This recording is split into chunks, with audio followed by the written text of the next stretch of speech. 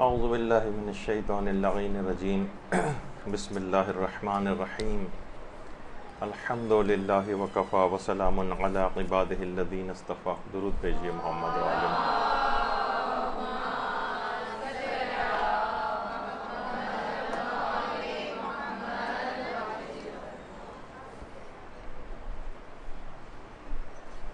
کس قدر شکر و احسان ہے پروردگار کا کہ اس نے اس رمضان میں بھی ہمیں زندہ رکھا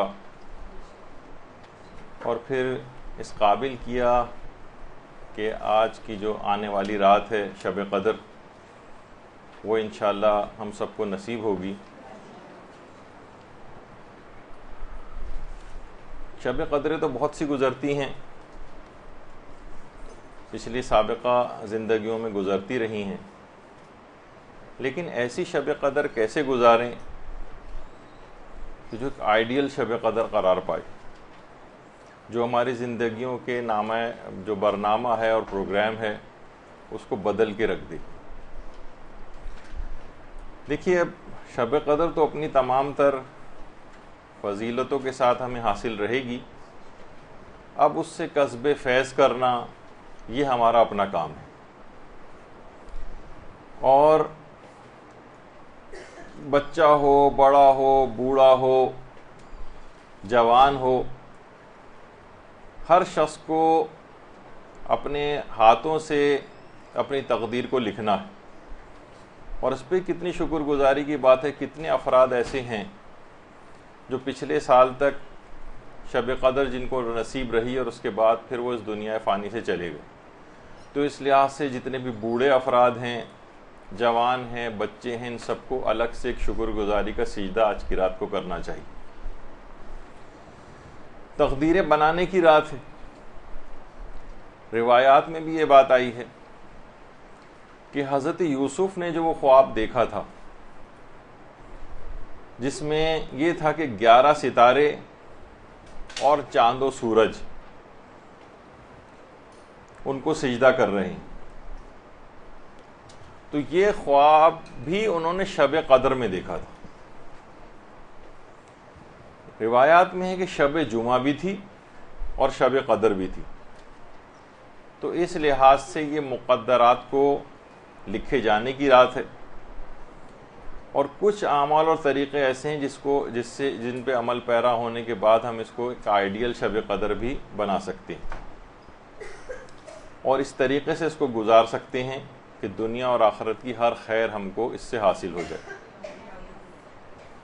اچھا، اس رات کو عبادت میں ہم کیوں بسر کریں؟ کیوں؟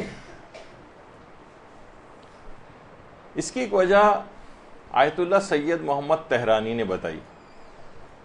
اب دیکھیے، ہمارے علماء یہ جو اتنے بڑے بڑے مقامات پر پہنچتے ہیں تو بچپن ہی سے، ابتدائے جوانی سے ان تمام چیزوں پر عمل کرتے ہیں، علم حاصل کرتے ہیں، یہاں تک کہ اس عمر کو پہنچ جاتے ہیں کہ پھر اتنے بڑے علمی مقام کو بھی وہ حاصل کرتے ہیں.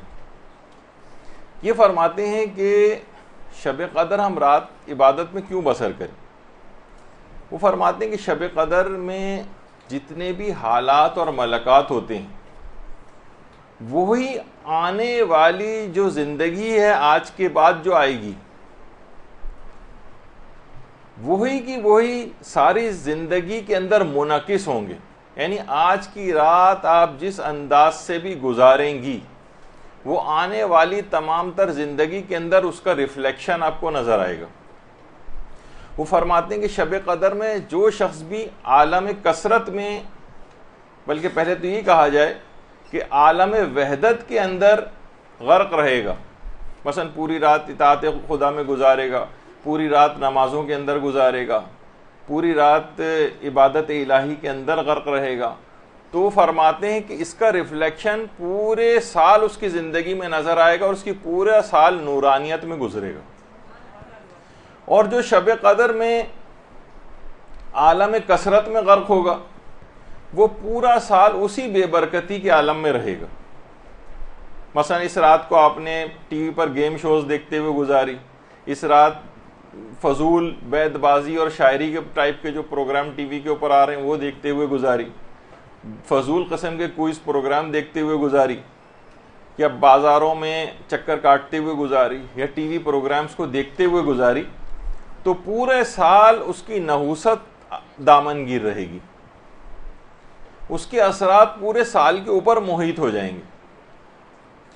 تو بلکہ یہاں تک فرماتے ہیں آیت اللہ تہرانی کہ حتیٰ کہ اگر کسی کی توجہ پوری کی پوری اس رات اپنی اولاد پر مرکوز رہی، اپنی ذات پر مرکوز رہی، اپنے مال اور اپنی معاشی صورتحال کے اوپر مرکوز رہی، تمام تر دعاؤں کا ماحصل یہی تمام چیزیں رہیں، تو وہ پورے سال انہی کے چکر میں گزارے گا. یعنی فرماتے ہیں کہ عالم وحدت میں اس میں ڈوب جانا چاہیے اس رات، اور عالم کثرت سے باہر آنا چاہیے. ظاہر ہمارا اتنا بڑا مقام تو نہیں ہے کہ ہم دنیاوی لحاظ سے اپنے لیے کوئی دعا نہ کریں، اولاد کے لیے کوئی دعا نہ کریں، رشتہ داروں کے لیے دعا نہ کریں، مال کی ترقی کے لیے دعا نہ کریں، سب دعائیں کریں، لیکن عالم آخرت کے حوالے سے بھی دعاؤں کا ایک بہت بڑا پورشن آپ کے پاس ہونا چاہیے. مثلا ہر شخص کو دنیا سے جانا ہے، مرنا ہے، سکرات کی کیفیت طاری ہونی، اس کے لیے آپ دعا کریں کہ یہ آسانی کے ساتھ ہو، قبر کی پہلی رات آپ کی آسانی کے ساتھ گزرے، برزخی زندگی آپ آسانی کے ساتھ گزرے، قیامت آئے گی، پل صراط آئے گا، چوکیاں آئیں گی، کتنے سارے آگے نار جہنم وغیرہ، ان سب سے بچنے کے لیے بھی تو دعائیں کرنی ہے نا. تو کوئی لمحہ بھی اس رات کا ایسا نہ رہ جائے کہ جو کہ ذکر و مستحبات وغیرہ سے خالی ہو. ٹی وی وغیرہ کی فضول چیزیں بالکل نہ دیکھیں، کوئی وقت اس کے اندر نہ لگائیں، ورنہ جتنا وقت آپ نے اس روحانی پہلو سے کم تر لگایا، مثلا ٹھیک ہے رات 6-8 گھنٹے آپ کے پاس تھے، اس میں سے 1-2 گھنٹے آپ نے ٹی وی کے پروگرامز بھی دیکھے یا فضول باتوں میں وقت گزارا، تو روحانیت کا اتنا حصہ نامکمل رہ جائے گا. تو دیکھیے سب سے پہلے اس کی ابتدا کرنی ہے غسل سے، غسل شب قدر. یہ اس رات کا سب سے پہلا عمل ہے، اور کچھ مسائل جلدی ہم اس کو ڈسکس بھی کر دیتے ہیں کہ بہرحال دیکھیے آخری عشرے کی تقریباً تمام راتوں میں روایت میں یہ بات آئی ہے کہ پیغمبر اسلام غسل کیا کرتے تھے. اللہم صلی علی محمد وعلی محمد. تو کوشش کریں کہ اب جتنی بھی راتیں بچیں کم سے کم ہر رات، تاکہ ایک لحاظ سے سیرت کے مطابق بھی عمل ہو جائے. البتہ جو مستحب ہیں، جو معتبر روایتوں سے غسل شب قدر وغیرہ جس طریقے کے مستحب ہے، اور تھوڑے سے مسئلے فقہ بھی اس کے اندر بتا دیے جائیں تاکہ یہ بھی کنفیوژن کے ماہوار نجاست کے زمانے میں بھی غسل شب قدر کیا جا سکتا ہے. اس کے علاوہ یہ کہ جتنے بھی اعمال قرآن ہیں یہ بھی سب کیے جا سکتے ہیں اسی زمانے میں، نجاست کے زمانے میں. اور ضروری نہیں ہے کہ صرف غسل شب قدر ہی کی نیت ہو، بلکہ اور بھی بہت سارے غسلوں کی نیت آپ اس میں جمع کر سکتی ہیں. مستحب غسلوں کی نیتیں بھی جمع کر سکتی ہیں، واجب غسلوں کی نیتیں بھی جمع کر سکتی ہیں. غسل زیارت امام حسین کی نیت ہو، اور خوشنودی خدا کی نیت ہو، اور کوئی پرانا آپ کا غسل جمعہ، کوئی قضا چلی آ رہی ہو، کوئی اور اس طرح کا غسل ہو، وہ سب بھی ایک ساتھ نیت کر کے ایک ہی غسل میں سب کا ثواب لے سکتے ہیں. اسی طرح سے یہ البتہ یاد رہے کہ بہرحال اس غسل کے بعد کچھ علماء کہتے ہیں کہ وضو کی ضرورت نہیں ہے، جیسے آغا سیستانی اور آغا خوئی، اور کچھ علماء یہ فرماتے ہیں جیسے جس میں امام خمینی اور رہبر معظم کے بعد نمازوں کے لیے وضو کی ضرورت کافی رہے گی، یعنی وضو بھی کرنا پڑے گا. اسی طرح سے اب کچھ اوقات کے لحاظ سے کچھ بہتر چیزیں، ویسے تو پورا زمانہ ہی پوری رات غسل شب قدر کیا جا سکتا ہے، لیکن شب 19 میں زیادہ بہتر یہ ہے جو کہ گزر گئی، وہ یہ ہے کہ وہ غسل غروب سے کچھ دیر پہلے کیا جائے. اور شب 21 اور شب 23 میں زیادہ بہتر یہ ہے، البتہ یہ غسل بھی مغرب سے تھوڑا پہلے کیا جا سکتا ہے، البتہ 21 اور 23 میں زیادہ بہتر ہے کہ یہ غسل مغرب اور عشاء کے درمیان کیا جائے. تو دیکھ لیجئے گا کہ نماز مغرب پڑھنے کے بعد پھر غسل کریں، اس کے بعد نماز عشاء غسل سے. اسی طرح سے کون کون سے اعمال انجام دے سکتی ہے کوئی بھی عورت؟ تو یہ ہے کہ سوائے 4 واجب سجدوں والی آیات کے تلاوت کے تمام اعمال شب قدر انجام دے سکتی، تمام دعائیں پڑھ سکتی ہے، تمام اذکار پڑھ سکتی ہے، تمام زیارات پڑھ سکتی ہے، تسبیحات پڑھ سکتی ہے۔ البتہ امام خمینی کی ایک احتیاط ہے کہ وہ ان تمام سوروں کو بھی پڑھنے کو منع فرماتے تھے کہ جس کے اندر آیات سجدہ آتی ہیں۔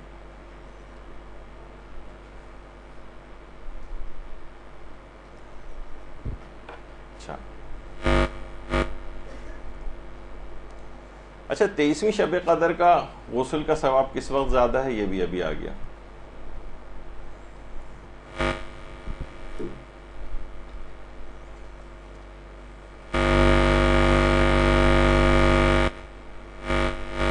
اس کے بعد زیادہ امکان یہ ہے کہ شب قدر کون سی رات ہے، تو اس میں امام آیت اللہ سیستانی یہ فرماتے ہیں کہ زیادہ امکان اس بات کا ہے کہ شب 21 اور شب 23 میں شب قدر ہے۔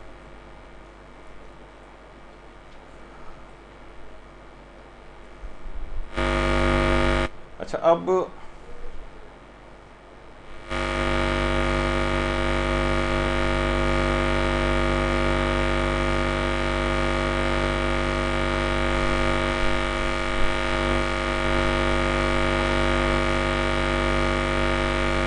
آیت اللہ محمد علی جاویدہ، ان سے کسی نے پوچھا کہ شیطانی وسوسے بہت آتے ہیں،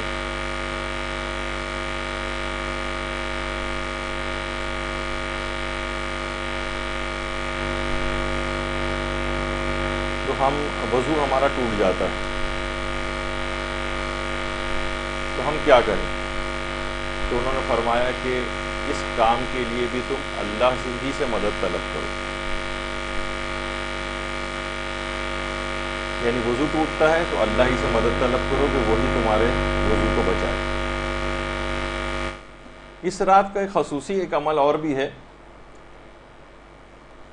اور وہ ہے کہ ارادہ توبہ آپ کا بہت ہی محکم اور مستحکم ہونا چاہیے، سرسری سا نہ ہو، کیونکہ روایات میں بھی یہ بات آئی ہے کہ الہی لا تعذبنی بعقوبتک، اے خدا مجھے اپنے عذاب کے ذریعے معذب نہ کرنا، یعنی ایسا نہ ہو کہ میں مصیبتوں میں پڑ جاؤں تب میں اللہ اللہ کروں، ورنہ توفیق توبہ ہی نصیب نہیں ہوگی۔ بالکل سچی توبہ کرنی ہے اور خود کو عذابوں سے اور پریشانیوں سے بچانا ہے۔ اور یہی وجہ ہے کہ آیت اللہ جواد عاملی یہ بات فرماتے ہیں اور ایک روایت کو پیش کرتے ہیں اپنے ایک درس کے اندر کہ الناس عبید الدنیا والدین لائق علی السنتہم۔ اس کا ترجمہ عام طور پر یوں کیا جاتا ہے کہ لوگوں کا دین ایک چیونگم کی طرح سے ہے، جب تک یہ منہ میں مزہ دیتی ہے تب تک تو لوگ اس کو چباتے ہیں، اور جب مزہ ختم ہو جاتا ہے تو اس کو پھینک دیا جاتا ہے۔ یعنی ایمان گویا ہمارے دل میں نہیں ہوتا، صرف ہمارے دہن میں ہوتا ہے، زبان پر ہوتا ہے، یہ ہمارے حلق سے نیچے نہیں اترتا۔ آیت اللہ بہجت نے ایک بڑا عجیب واقعہ بھی سنایا، کہنے کہ صاحب علم نے اپنے خواب کے اندر یہ بات دیکھا کہ ایک مومن تھا جو کہ اہل علم میں سے تھا، اور اسے دیکھا کہ وہ بصرہ میں غیر مومنین کے قبرستان میں دفن ہے۔ تو اس نے پوچھا کہ یہ تو نجف میں وادی السلام میں دفن تھا۔ اس نے خواب میں پوچھا کہ آپ یہاں پر کیسے آ گئے؟ غیر مومنین کے بصرہ کے قبرستان میں آپ کو تو دفن ہی کیا گیا تھا، نجف دار السلام میں، وادی السلام میں، تو آپ یہاں پر کیسے آئے؟ بصرے کے قبرستان کے اندر آپ آ گئے، وہ بھی غیر مومنین کے۔ کہا کہ ہاں، مجھے غیر شیعہ میں سے قرار دے کر یہاں منتقل کر دیا گیا. کہا کہ حیرت ہے، آپ تو شیعہ تھے، پھر آپ کو یہاں کیسے کیوں منتقل کیا گیا؟ تو اس مرحوم نے خوابی میں اپنی زبان نکالی اور کہا کہ صرف میں زبانی شیعہ تھا اور عمل سے کوسوں دور تھا، فقط میرا زبانی دعوے کو قبول نہیں کیا گیا اور غیر شیعوں کے قبرستان میں مجھے منتقل کر دیا گیا. تو دیکھیں اس لحاظ سے عمل کرنا ہے. یہی وجہ ہے کہ آیت اللہ بہجت کی بات کہتے تھے کہ فعال بنے، قوال نہ بنے، یعنی کام کرنے والے بنے، باتیں بنانے والے نہ بنے. اور وہ کہتے تھے کہ بجائے اس کے کہ آپ لوگ ایک دوسرے کو دیکھیں، آپ کو چاہیے کہ دفتر شریعت یعنی توضیح المسائل کا مطالعہ کیا کریں، دستور العمل دیکھیں شریعت آپ سے کیا چاہتی ہے.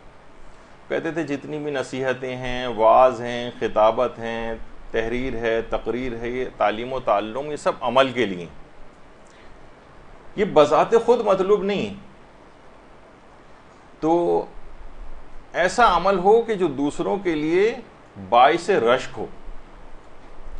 امام خمینی کی رحلت کی خبر جب پہنچی تھی حضرت آیت اللہ بہجت کے پاس، تو انہوں نے ایک تاریخی جملہ کہا تھا کہ ایسا دین پر عامل تھے امام خمینی کہ ان کی رحلت کے بعد کفر بھی اسلام کی آرزو کرنے لگا تھا.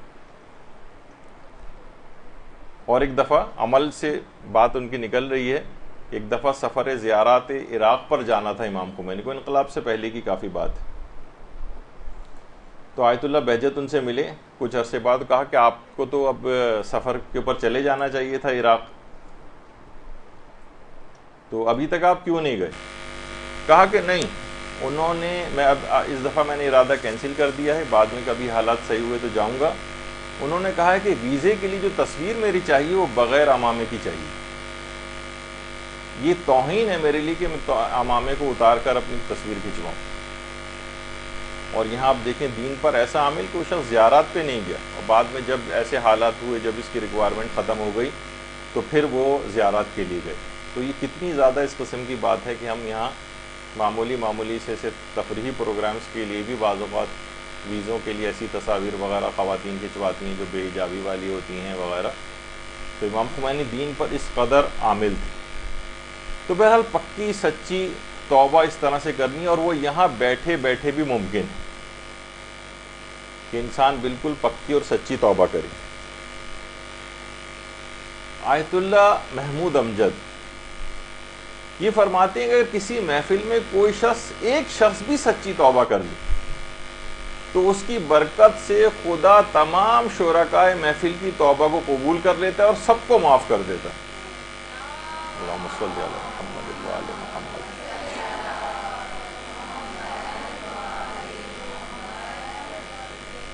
پکی اور سچی توبہ وہ یہاں بیٹھے بیٹھے بھی ہو سکتی. ایک دفعہ پوچھا تھا آیت اللہ غروی اصفہانی نے، ہمارے کتنے بڑے مجتہد گزرے ہیں، انہوں نے آیت اللہ سید صدر سے پوچھی یہ بات کہ جو آیت ہے کہ انما یخشی اللہ من عبادہ العلماء، کہ بندوں میں صرف صاحبان علم ہی ہیں کہ جو کہ اللہ سے ڈرتے ہیں. تو فرمایا کہ اس سے کون لوگ مراد ہیں؟ تو فرمایا اس سے چند اصطلاحات جاننے والا مراد نہیں ہے، بلکہ علماء باللہ مراد ہے. یہاں انما کا لفظ آیا ہے جو کہ انحصار پر دلالت کرتا ہے، عمومیت اس کے اندر نہیں ہوتی. اس کے معنی نہیں کہ تمام صاحبان علم اس میں شامل نہیں، کیونکہ فرماتے ہیں اگر واقعی ہمارے سب پوشیدہ راز فاش ہو جائیں تو معلوم چلے گا کہ کتنے ہی ہم میں سے ایسے افراد ہیں جو فقط دیندار نظر آتے ہیں لیکن حقیقتاً دیندار نہیں. صرف اپنی دنیا کو ہم نے آباد کیا ہوا ہے، دینداری کا ایک ماسک اور خول گویا چڑھایا ہوا ہے، اپنے لباس سے، اپنے چند ظاہری اعمال سے، اپنی میٹھی میٹھی باتوں سے گویا ہم دنیا کو دھوکہ دیتے ہیں کہ ہم دیندار ہیں. تو دیکھیے آج کی رات اس بات سے بھی توبہ کرنی ہے کہ پروردگار اس طرح کی طرز زندگی کو ہماری اس سے نکال لے اور سچی توبہ قرار دے دے. یعنی پتہ چلا کہ ہم رو رو کے ادھر دعائے ندبہ مانگ رہے ہیں لیکن مثلا ماں کو ناراض کیا ہوا ہے، درس و تدریس کے پروگراموں میں شرکت ہے لیکن اخلاق اپنا خراب کیا ہوا ہے، بڑی اہتمام سے مثلا نمازیں پڑھ رہے ہیں، روزے رکھ رہے ہیں، لیکن مثلا فحش مناظر والے ٹی وی پروگرامز وغیرہ بھی دیکھ رہے ہیں۔ رمضان میں گویا ٹی وی کے ایسے اداکاراؤں اور اداکاروں کا دین اختیار کیا ہوا ہے جو ویسے تو دین سے کوسوں دور ہیں، لیکن ٹی وی پہ جب آتے ہیں تو بڑی میٹھی میٹھی دین کی باتیں کرتے ہوئے نظر آتے ہیں۔ تو لہٰذا عمل میں راسخ ہونا ہے، عمل میں یہ بات یاد رکھ لیں کہ علماء فرماتے ہیں جو احکام اسلام پر جتنا زیادہ عامل ہوگا وہ اتنا ہی بڑا عارف ہوگا۔ بلکہ آیت اللہ بہجت تو یہاں تک کہتے تھے کہ کرامات اور مراتب کے عاشق مت بنو، بلکہ وہ بعض اوقات کہتے تھے کہ اس طرح کی خواہشات کبھی کبھار جہنم میں جانے کا سبب بھی بن جاتی ہیں، کہ انسان کہ مجھے یہ مقام حاصل ہو جائے، وہ مقام حاصل ہو جائے، یعنی غیر الہی نیتیں آنے لگتی ہیں۔ اور باقاعدہ وعدہ دیدار جو امام خمینی جب جلا وطن تھے اور اپنے بیٹے احمد خمینی کو خط لکھا کرتے تھے تو ان کے خطوط وعدہ دیدار ایک کتاب کے اندر شامل کیے گئے، تو اس میں امام خمینی نے اپنے بیٹے احمد خمینی کو جو خط لکھے تھے اس میں یہ بات بھی کہی تھی کہ یاد رکھو کہ قدر و منزلت کو حاصل کرنے کی کوشش نہ کرنا، خواہ مادی کوشش ہو خواہ معنوی کوشش ہو، اور صاحب نظر کی جو نصیحت ہوتی ہے وہ اس کا درس اور اشارہ ہوتی، بلکہ اگر کچھ کرامات تمہارے ہاتھ لگ جائیں تو بھی امکان ہے کہ ان امتحانات میں سے نہ ہو کہ جن سے نکلنا بہت مشکل ہو۔ سیدھے طریقے سے بس خدائی احکامات پہ عمل کرتی جائیں اور کسی بھی طرح کے غیر الہی نیت اس کے اندر نہ آنے دیں۔ تو آج کی یہ پوری رات بے انتہا مستحبات پر مسلسل عمل کی رات ہے۔ تو ایک بندہ مومن نے ایک مرتبہ میں حکایات میں ملتا ہے کہ یا تو امام زمانہ علیہ السلام کو دیکھا یا رسول خدا کو صلی اللہ علیہ محمد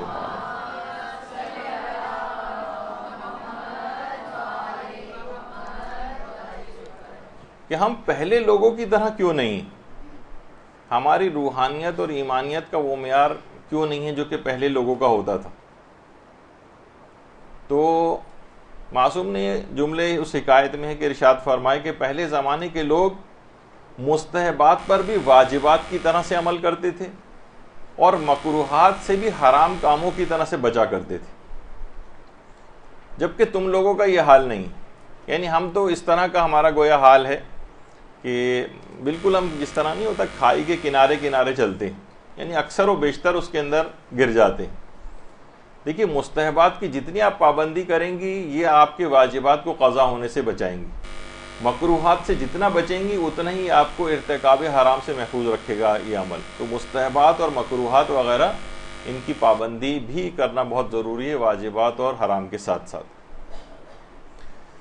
دیکھیے آج شب قدر کو آئیڈیل بنانے کا پروگرام یہ بنے گا کہ آئندہ زندگی میں حرام سے بچنے کے ساتھ ساتھ آپ مکروہات سے بچنے کا بھی عہد کریں اور واجبات کے ساتھ ساتھ مستحبات کی بھی بھرپور ادائیگی کا اہتمام کریں اور نیت کریں۔ ہم لوگوں کا واقعتاً یہ حال بن گیا ہے کہ جتنی بھی ہمیں آسائشیں حاصل ہو رہی ہیں، جتنی نعمتیں حاصل ہو رہی ہیں، اتنی ہی ہم عبادات سے بے رغبت ہوتے جا رہے ہیں، اتنی ہی سستی اور کاہلی دین کے معاملات میں بڑھتی چلی جا رہی۔ شیخ ہادی قدس یہ فرماتے ہیں کہ آیت اللہ بہجت نے ایک واقعہ سنایا۔ فرماتے ہیں رشت جو ایک جگہ ہے وہاں کے ایک مالدار شخص نے ایک دفعہ اپنی ایک بیٹی کی شادی ایک غریب سید عالم دین سے کر دی۔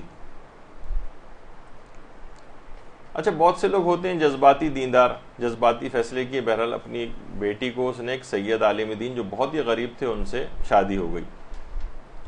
بڑے گھرانے کی لڑکی تھی، کھانا پکانا وغیرہ آتا نہیں تھا، شوہر بیچارہ شرما حضوری میں کچھ نہیں کہہ پاتا تھا۔ ایک رات اس لڑکی نے حضرت فاطمہ الزہرا سلام اللہ علیہا کو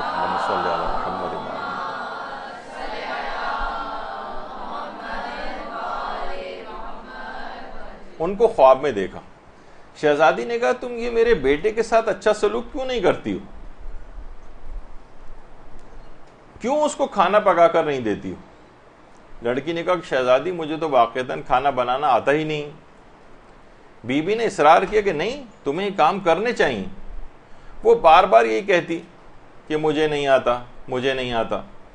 بالآخر حضرت زہرا سلام اللہ علیہا نے یہ کہا کہ کم سے کم اتنا تو کرو کہ تم جتنا بھی کھانے کے لیے ضروری مواد ہو یہ جمع کر کے کسی برتن میں ڈال کر اور آگ پہ چڑھا دو، باقی تمہیں کچھ کرنے کی ضرورت نہیں۔ اچھا، جب یہ خواب سے بیدار ہوئی تو بہت حیران ہوئی۔ اب اس نے صرف یہ چیک کرنے کے لیے کہیں یہ میرا خواب سچا بھی تھا یا نہیں، اس نے تمام ضروری چیزیں جمع کی اور ایک برتن میں ڈال کر اوپر ڈھکن لگا دیا۔ آیت اللہ بہجت فرماتے ہیں اسی وقت پتیلی سے اس طرح کی پکنے کی آوازیں آنا شروع ہو گئیں۔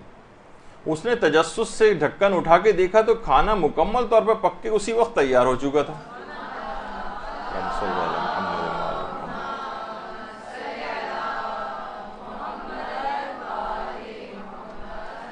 اور خوشبو سے پورا گھر مہک رہا تھا۔ اچھا، اب روزانہ ایسا ہی ہونے لگا، کھانا وہ روزانہ ایسے ہی پکانے لگی۔ مہمان آتے کھانا کھا کر جاتے، وہ کہتے ہم نے کھانا زندگی میں کبھی اس طرح کا نہیں کھایا۔ آیت اللہ بہجت فرماتے ہیں اس واقعے کے اندر دو بڑی حیران کن باتیں ہیں۔ ایک تو یہ ہے کہ کرامت کتنی حیران کن ہے کہ روزانہ اس طرح سے کھانا پک کر تیار ہو جاتا تھا۔ اس سے زیادہ حیران کن بات یہ ہے کہ اس امیر زادی نے بار بار کرامت کو دیکھ کر بھی کھانا پکانا نہیں سیکھا۔ یہ آپ کو اصل میں واقعہ سنانا مقصود نہیں تھا۔ جتنی آسائشیں اور نعمتیں بڑھتی جا رہی ہیں اتنا دین کے اوپر عمل دور ہوتا جا رہا ہے۔ یہاں ہمارے ساتھ بھی کتنا ہوتا ہے، کتنی ہماری ظاہری طور پر مدد ہوتی، کتنے معجزات ہمارے ساتھ ہو جاتے ہیں، کتنی پریشانیوں سے ہم بچ کر نکلتے ہیں، لیکن کوئی بھی سدھرنے کو تیار نہیں ہوتا۔ کتنی شب قدر آتی ہیں اور گزر جاتی ہیں، کتنے رمضان آئے اور گئے، نہ ہمیں بدلنا تھا اور نہ ہم بدلے۔ جبکہ ہم ان کردار کے اعتبار سے ہم ان معصومین کے ماننے والے ہیں کہ علامہ اظہر حسن زیدی صاحب قبلہ کتنے مشہور خطیب گزرے، وہ یہ کہتے تھے کہ ہم ایسے افراد کے ماننے والے ہیں جن کا کردار یہ تھا کہ آل محمد پر لوگوں نے تلوار اٹھائی، پتھر اٹھائے، تازیانے اٹھائے، مگر کوئی انگلی نہیں اٹھا سکا۔ ایسا کردار، وہ ہمارا کردار کچھ اس طرح کا ہے نا، وہ جو دادا اور پوتے کے اندر ایک مکالمہ ہے لطیفے کے طور پر کہ دادا آپ اس زمانے میں رہتے کس طرح تھے، نہ جہاز تھا، نہ کوئی کمپیوٹر تھا، نہ لیپ ٹاپ تھا، نہ ٹی وی تھا، نہ آئی فون تھا، نہ کوئی موبائل تھا، نہ اے سی تھا۔ تو کہا کہ بیٹا ہم اسی طریقے سے رہتے تھے جیسے تم لوگ آج رہتے ہو، نہ نماز، نہ روزہ، نہ قرآن، نہ خمس، نہ زکوٰۃ، نہ ادب، نہ اخلاق، نہ شرم، نہ حیا۔ تو یہ کچھ اس انداز کی حالتیں جو ہیں ہم لوگوں کی بن گئیں۔ دوسروں پر بہت اعتراض کرتے ہیں اور خود اس سے غافل، جس طرح کہا جاتا ہے نا کہ اپنے گلے کے اندر سانپ اور بچھو لٹک رہے ہیں اور دوسروں کی مکھیاں اڑانے کی فکر میں۔ تو اپنی ذات کی اصلاح کی فکر اس رات کو کریں، دوسروں کی فکر بعد میں۔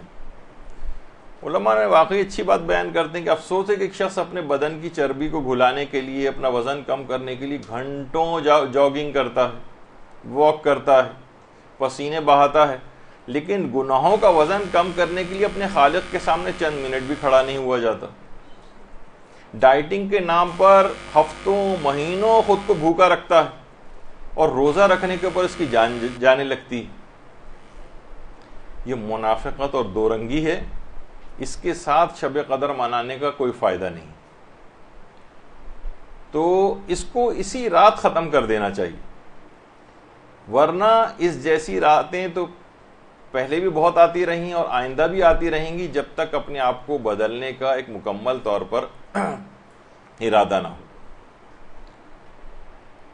دیکھیے روایات کے اندر بھی یہ بات آئی ہے اور علماء بیان کرتے ہیں اپنی تقاریر کے اندر کہ آج یعنی دین پر آج اگر ہم عمل کریں تو غیبت امام میں دین پر عمل کرنے سے انسان کو وہ مقام ملتا ہے کہ جس میں آخرت میں جملہ ہے علماء کا سلمان فارسی بھی رشک کریں گے۔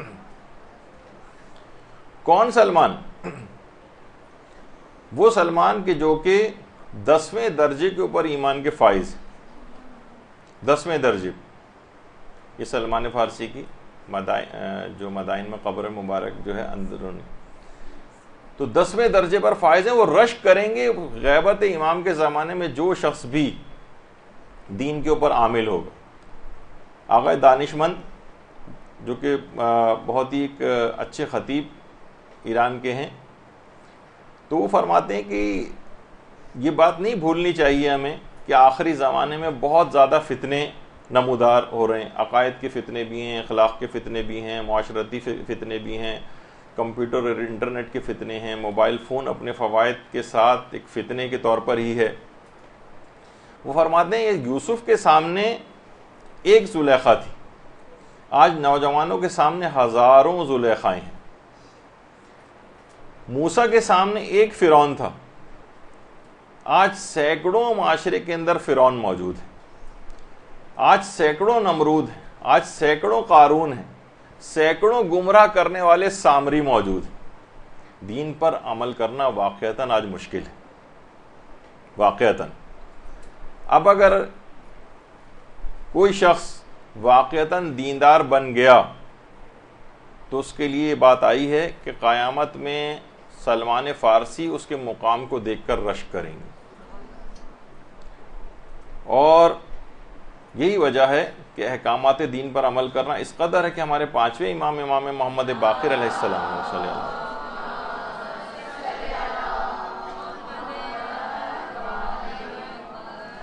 اے ہشام خود کو جنت سے کمتر چیز پر فروخت نہ کرنا، اپنے ایک صحابی سے امام نے فرمایا تھا.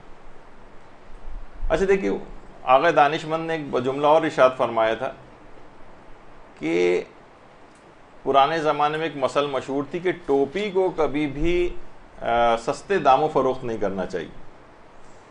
یعنی اگر آپ نے دین پر عمل کیا تو سلمان فارسی کے لیے قابل رشک بن جائیں گے اور اس دنیا ہی سے انعامات ملنے شروع ہو جائیں گے. پیغمبر اسلام فرماتے تھے نا کہ اللہم صلی علی محمد،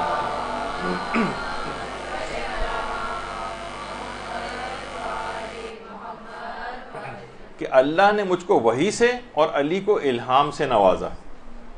ہمارے کتنے علماء بھی ایسے ہیں، جیسے سید ابن طاؤس کے متعلق یہ بات کہی جاتی ہے کہ وہ مقام الہام کے مدعی تھے. ایک ان کے بیٹے تھے علی ابن طاؤس، ان کے دونوں باپ اور بیٹا وہ اسی طرح سے بہت ہی بڑے مقام کے اوپر پہنچ گئے تھے.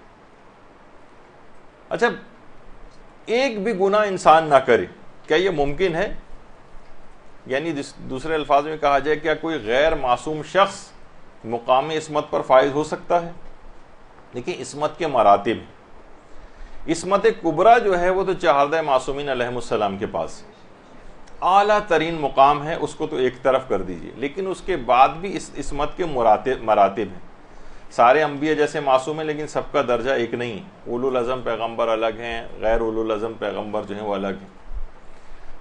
حتیٰ کہ آیت اللہ بہجت یہ بات کہتے تھے کہ حضرت عباس علمدار علیہ السلام، حضرت علی اکبر علیہ السلام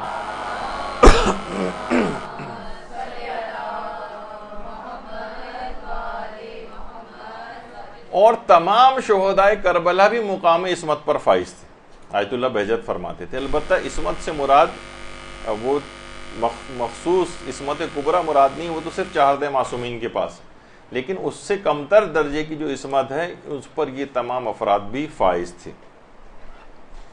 اور خالی صرف یہی نہیں، کیونکہ وہ تو دیکھیے 14 جو معصومین ہیں ان کی عصمت کے مراتب اور درجات جو ہیں وہ الگ ہیں، لیکن اس سے کمتر بھی کوئی بھی شخص، حتیٰ کہ وہ آقا بہجت فرماتے تھے کیا مقداد کے پاس عصمت نہیں تھی؟ کیا سلمان فارسی کے پاس عصمت نہیں تھی؟ بلکہ آیت اللہ بہجت فرماتے تھے کہ ہمارے اپنے زمانے میں کتنی افراد ایسے گزرے ہیں کہ جو جان بوجھ کر انہوں نے اپنی زندگی میں کوئی ایک گناہ بھی نہیں کیا. حتیٰ کہ آیت اللہ بہجت زید شہید کے متعلق جو چوتھے امام کے فرزند تھے وہ بھی کہتے تھے کہ یہ بھی معصوم از خطیہ تھے. دیکھیے، ایک ہوتا ہے کہ معصوم از خطا اور ایک ہوتا ہے معصوم از خطیہ. معصوم از خطا یعنی جو جان بوجھ کر اور انجانے میں بھی کوئی گناہ نہ کرے، نہ جان بوجھ کر گناہ کر رہا ہے نہ انجانے میں گناہ کر رہا ہے، وہ معصوم از خطا ہے۔ اور وہ کہتا ہے معصوم از خطیہ، جو کم سے کم جان بوجھ کر کوئی گناہ نہیں کرتا۔ تو یہ اس مقام عصمت کے اوپر کوئی بھی شخص، ہم عام اشخاص میں سے بھی کوئی بھی شخص فائز ہو سکتا ہے، جان بوجھ کر گناہ نہ کرے، وہ معصوم از خطیہ ہو جائے گا۔ ظاہر ہے اب بہت سے لوگوں کو یہ اس لحاظ سے وہ تو سوچتے ہیں کہ صرف عصمت 4 معصومین کے پاس ہے، بس ہم ان کے فضائل، وہ تو اپنی جگہ پر ہے، وہ تو ایک بہت ہی اعلیٰ ترین مرتبہ ہے، وہ کوئی شخص ریاضتوں سے بھی حاصل نہیں کر سکتا۔ لیکن اس سے کمتر درجہ کہ ایک بھی گناہ نہ ہو، تمام گناہوں سے آپ کی حفاظت ہو جائے، یہ عام شخص کے لیے بھی ممکن ہے۔ تو کیوں نہ اس شب قدر کے اندر گناہ نہ کرنے کا ایک ایسا عزم کر لیں کہ ایک آئیڈیل شب قدر آپ کے لیے بن جائے اور پچھلی تمام شب قدروں سے ممتاز ہو جائے۔ یہاں بیٹھے بیٹھے بھی پکا پختہ ارادہ آپ کر سکتی، اور اس کے لیے دماغ میں آتا ہے نا کہ ہم تو بہت کمزور ہیں، ہماری تو کہیں یہ عزم مصمم ٹوٹ ہی نہ جائے، تو علماء فرماتے ہیں اس کے لیے معصومین علیہم السلام کا وسیلہ اختیار کریں، اور اس طرح سے تڑپ کر دعا کریں کہ جملہ ہے نا کہ جب دعا ایڑیاں رگڑنے پر آ جاتی ہے تو قبولیت کے زمزم کو جاری ہونا ہی پڑتا، تو لازمی وہ زمزم جاری ہوگا اور آپ کی دعا قبول ہوگی۔ آج کی رات تمام دعاؤں کی قبولیت کے لیے حضرت زہرا سلام اللہ علیہا کو، اللہم صلی علی محمد وعلی محمد، ان کا وسیلہ اختیار کریں۔ یہی وجہ ہے کہ آیت اللہ بہاء الدینی ہمارے کتنے بڑے عرفاء میں سے گزرے ہیں، نردبان آسمان کے نام سے ان کے حالات کے اوپر جو کتاب لکھی گئی ہے، اس میں وہ فرماتے تھے کہ میں تو صرف اتنا جانتا ہوں کہ جس دعا کی درخواست پر حضرت زہرا دستخط فرما دیں، اس درخواست پر خود بخود پیغمبر اسلام اور تمام ائمہ معصومین کے دستخط ہو جاتے ہیں۔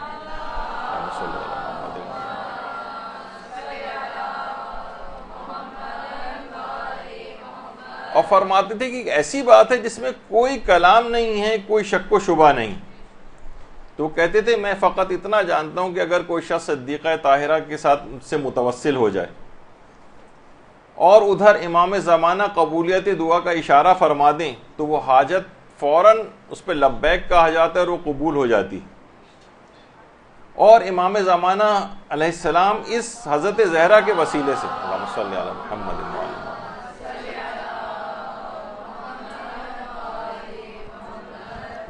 حضرت زہرا کے وسیلے سے کی جانے والی دعا کو کبھی بھی امام زمانہ رد نہیں فرماتے۔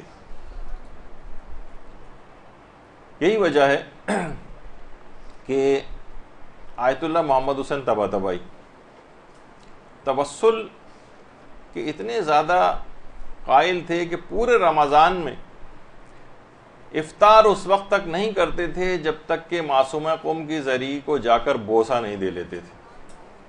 پورے رمضان طریقہ کار یہ ہوتا تھا آیت اللہ محمد حسین طباطبائی کا، اور اسی توسل کی اتنی زیادہ اہمیت ہے کہ آیت اللہ علی آقا قاضی فرماتے تھے کہ محال ہے کہ انسان توسل امام حسین حاصل کیے بغیر مقام توحید تک پہنچ سکے۔ درود بھیجیے گا۔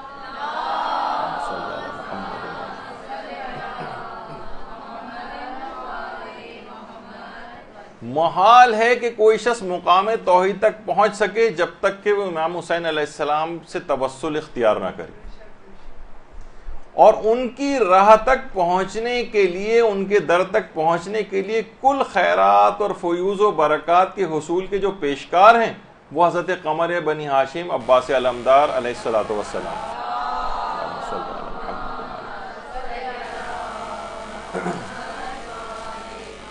یعنی امام حسین کے در تک پہنچنے کے لیے جو پیشکار ہیں وہ حضرت عباس علمدار، ان کے توسل کے بغیر بھی کوئی شخص مقام توحید تک نہیں پہنچ سکتا۔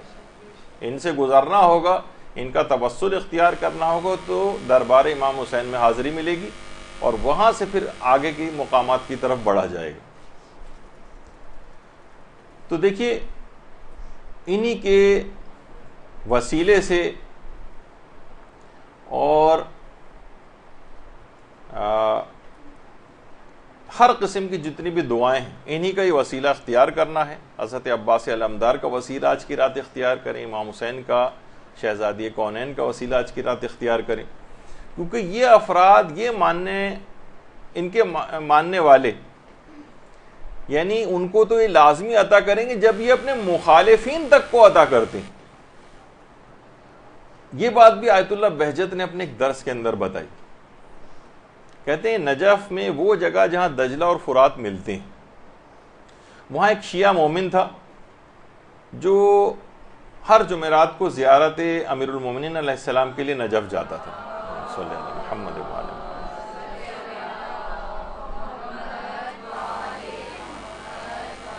کہتے ہیں وہ روزانہ پیدل جاتا تھا، راستے میں ایک ناصبی کا گھر پڑتا تھا، دشمن اہل بیت۔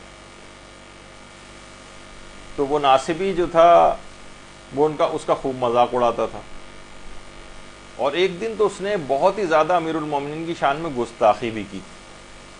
یہ مومن جو تھا بیچارہ یہ بڑا سخت ناراض ہوا، زیارت کے لیے بہرحال امیر المومنین کی قبر پہ گیا اور وہاں جا کر باقاعدہ شکایت کی کہ مولا اتنا آپ کو برا بھلا کہہ رہا ہے، آپ اس کو، یعنی وہاں جا کے باقاعدہ شکایت کی اور وہیں پر سو گیا۔ ظاہر ہے وہاں سے زیارت کر کے آیا، حرمی میں کسی جگہ لیٹ کر سو گیا۔ خواب میں حضرت امیر المومنین علیہ السلام کی زیارت ہوئی۔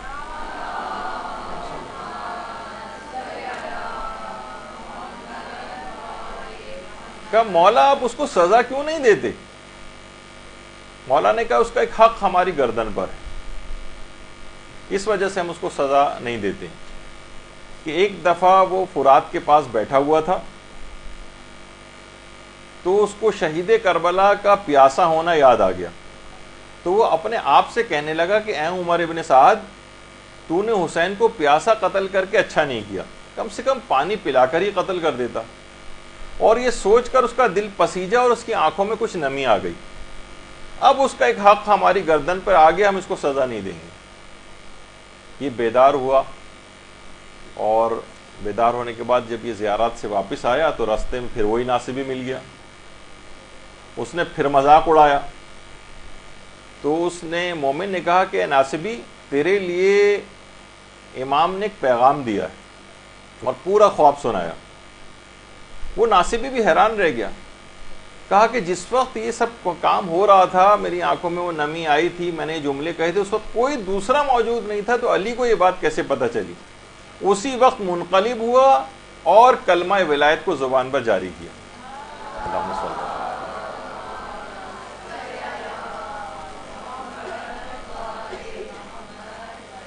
آیت اللہ بہجت نے واقعہ سنایا اور کہا کہ دیکھو یہ تو وہ افراد ہیں کہ جو اپنے دشمنوں کو اور اپنے مخالفین کو بھی عطا کرتے ہیں، تو ان کا ماننے والا اگر ان کو کوئی دل سے پکارے تو کیوں کر اس کو عطا نہ کریں۔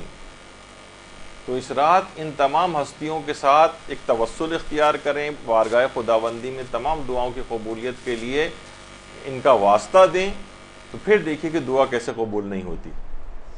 پھر اس رات میں ایک خصوصیت سے آپ کو ایک عمل اور کرنا ہے، اور اس بات کا عہد بھی کریں کہ اس پہ ساری زندگی اس کے بعد عامل رہیں گی کہ اس رات میں خاص طور پر جو مغرب و عشاء کی نمازیں ہیں ان کو اول وقت پر انجام دیں۔ یعنی ٹھیک ہے افطار وغیرہ کرنے کے بعد، لیکن عام طور پر دیکھا گیا ہے کہ اس سے بہت ہی بے برکتی نمازوں کو تاخیر کر کے پڑھنا۔ پڑھ لیں گے، آرام سے پڑھ لیں گے، 10 بجے پڑھ لیں گے، 11 بجے پڑھ لیں گے، پونے 12 بجے پڑھ لیں گے جا کر۔ اسی طریقے سے دوپہر کی نمازوں کے لیے اسی طریقے سے فجر بھی بالکل قضا کے قریب پڑھی جاتی ہے۔ وہ جو میں نے ابھی کہا نا کہ کھائی کے بالکل کنارے کنارے ہم رہتے ہیں، کبھی بھی اس کے اندر روزانہ کی بنیاد پہ گرتے ہیں اور پھر باہر نکلتے ہیں۔ افطار کے بعد قیلولہ وغیرہ کرنے میں بھی ٹائم نہ لگائیں، ساری زندگی آرام کرنے کے لیے بہت پڑی ہوئی ہے۔ یہ انتہائی اہم رات ہے، کیونکہ عام طور پر لوگ غنودہ ہو جاتے ہیں، افطار کر کے بالکل انٹا غفیل ہو کے جو ہے پڑ جاتے ہیں بستر کے اوپر۔ تو بہرحال اس میں بھی وقت نہ لگائیں، اور اس رات کو آئیڈیل اس طرح سے بنائیں کہ اپنی آئندہ زندگی میں تمام مصروفیات پر نماز کو مقدم کرنے کا عہد کریں۔ بہت، ورنہ یہ سابقہ بہت ساری شب قدروں کی طرح سے یہ شب قدر بھی گزر جائے گی اور زندگی میں کوئی تبدیلی لے کر نہیں آئے گی.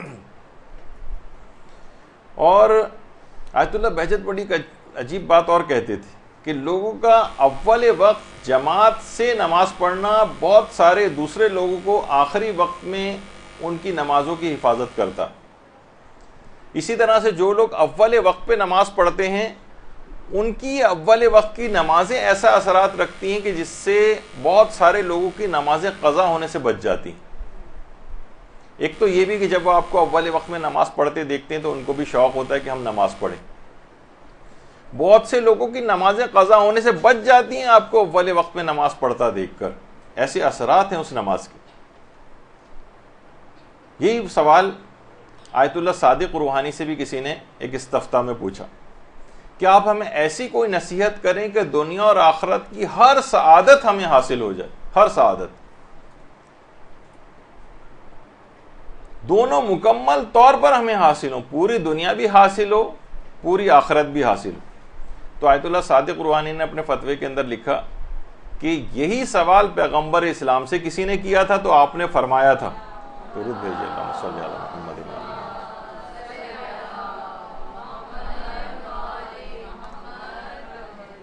تو آپ نے فرمایا تھا کہ ہر نماز کو اس کے اول وقت پر انجام دو، یعنی اس کے بعد تمہیں دنیا اور آخرت کی تمام سعادتیں حاصل ہو جائیں گی. اول وقت میں نماز، تو اس کا عہد آج کی رات کر لیں اور اول وقت کی نماز مغرب اور عشاء کی اسی رات سے پڑھیں، یعنی زیادہ تاخیر نہ کریں. بہت اگر بھوک پیاس تنگ کر رہی ہو تو ٹھیک ہے، آپ افطار وغیرہ کر لیں، افطار کے فوراً بعد پہلے سے وضو غسل وغیرہ کر کے تیاری وغیرہ کر کے اور آپ نماز مغربین کے لیے کھڑی ہو جائیں. رات ویسے بھی چھوٹی ہے، اعمال بہت زیادہ اس کے اندر ہوں گے، وقت کو ضائع نہ کریں، آرام کرنے کے لیے زندگی پڑی. اچھا، یہی وجہ ہے کہ آیت اللہ بہجت سے ایک مرتبہ ایرانی صدر ملاقات کے لیے آئے تھے تو آیت اللہ بہجت نے ان کو توحید کے بہت سارے اسرار و رموز سمجھائے تھے. تو اور ایک چیز دعا کے حوالے سے خاص طور پر یہ بھی ان کو کہی تھی کہ کوشش یہ کرو، باقاعدہ روزنامہ کیہان وغیرہ کے اندر یہ چھپی بھی تھی بات، کہ ہمیں چاہیے کہ ہم سب لوگوں کے لیے دعا کریں، سب لوگوں کے لیے، حتیٰ کہ کافروں تک کے لیے ہدایت کی دعا کیا کریں، خواہ وہ کتنا ہی دور، خواہ بلکہ آغا بہجت نے کہا خواہ وہ چین میں ہی کیوں نہ رہتا ہو. تو آج کی رات اپنی دعا کو اتنی عمومیت دیں، اتنی عمومیت دیں، اتنا عموم کر دیں کہ کافروں کو بھی اس میں شامل کر لیں کہ جو ہدایت کے قابل ہیں کافر، پروردگار ان کو ہدایت دے. تو پوری دنیا میں جو جو کافر بھی مسلمان ہوگا اور مذہب حقہ کو قبول کرے گا اس کے ثواب میں آپ شریک ہو جائیں گے. اللہم صلی علی محمد.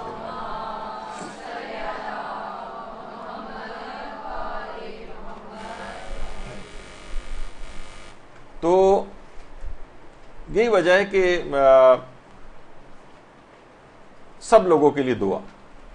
ملا فتح علی سلطان آبادی، یہ وہی صاحب کرامت شخصیت ہیں جن کا واقعہ تو ایک دفعہ میں پچھلے کسی درس میں سنا چکا ہوں، لیکن ان کی تصویر غالباً آپ کو نہیں دکھائی تھی. نام سے ان کے ایسا لگتا ہے جیسے کوئی انڈیا پاکستان وغیرہ کے کوئی سلطان آباد کا علاقہ ہوگا، لیکن نہیں، یہ ایرانی تھے. ملا فتح علی سلطان آبادی بے انتہا کرامات والے بزرگ تھے. تو ایک مرتبہ شیخ فضل اللہ نوری نے کا طریقہ کار یہ تھا کہ وہ دعوت دیا کرتے تھے، ہر شب جمعہ 50 افراد کی گھر پہ دعوت کرتے تھے مومنین کی. ایک دفعہ میں نے پہلے بھی واقعہ سنایا تو اس میں محدث نوری کا نام لے لیا تھا، وہ محدث نوری نہیں بلکہ شیخ فضل اللہ نوری. تو 50 افراد کے بجائے 100 افراد کو دعوت نامہ چلا گیا. ابھی بہت پریشان ہوئے اور انہوں نے اپنے استاد آخوند ملا فتح علی سلطان آبادی کے پاس گئے اور کہا کہ میں بہت پریشان ہوں، سب لوگ آ جائیں گے تو میں تو پورا نہیں کر پاؤں گا. کہا کہ فکر کی کوئی بات نہیں ہے، جب تم کھانا وغیرہ کسی بھی پتیلی وغیرہ کے اندر ڈالو کھانے پکانے کے لیے تو مجھے بلا لینا. وہ بلا کے لے آئے ان کو. تو انہوں نے پتیلی کے اندر ڈھکن ہٹا کے اس کا ایک جملہ پڑھا، علی خیر البشر ومن ابا فقط کفر. علی بہترین مخلوق ہیں، جو ان کو نہ مانے وہ کافر ہے۔ اور اس کے بعد کھانا پک کر تیار ہوا، وہ 100 کے 100 افراد آئے، پیٹ بھر کے کھانا کھا کے بھی چلے گئے، اور اچھا خاصا کھانا پھر بھی بچ گیا۔ اللہم صلی علی محمد و علی محمد۔ اچھا، جب ایک مرتبہ یہ بامبے انڈیا میں تھے اور اس کے بعد پھر ان کو جانا تھا حج وغیرہ کے لیے، تو انہوں نے ایک بات کہی تھی کہ پروردگار، دعا کی تھی کہ آج تک میں نے تجھ سے اپنے لیے کچھ نہیں مانگا۔ دیکھیے، دعا کے متعلق ہم کہہ رہے ہیں کہ شب قدر میں اپنی دعا کو اتنا عموم دیں کہ سب کو دوسروں لوگوں کے لیے دعا کریں کہ آج تک میں نے اپنے لیے کچھ نہیں مانگا، ہمیشہ دوسروں کے لیے دعا کی۔ اچھا، یہ خصوصیت اور آیت اللہ محمد حسین طباطبائی میں بھی تھی۔ وہ کہتے تھے مجھے نہیں یاد پڑتا کہ آج تک میں نے اپنے لیے کوئی دعا کی ہو، میں ہمیشہ دوسروں کے لیے کرتا ہوں۔ اچھا، روایات میں بھی بات آئی ہے کہ جب کوئی انسان مرد مومن کسی دوسرے مومن کے لیے دعا کرتا ہے تو ایک فرشتہ خلق ہوتا ہے جو اس پر آمین کہتا ہے کہ جو دعا تو نے دوسرے لوگوں کے لیے کی ہے، پروردگار وہی تیرے حق میں بھی قبول کر لے۔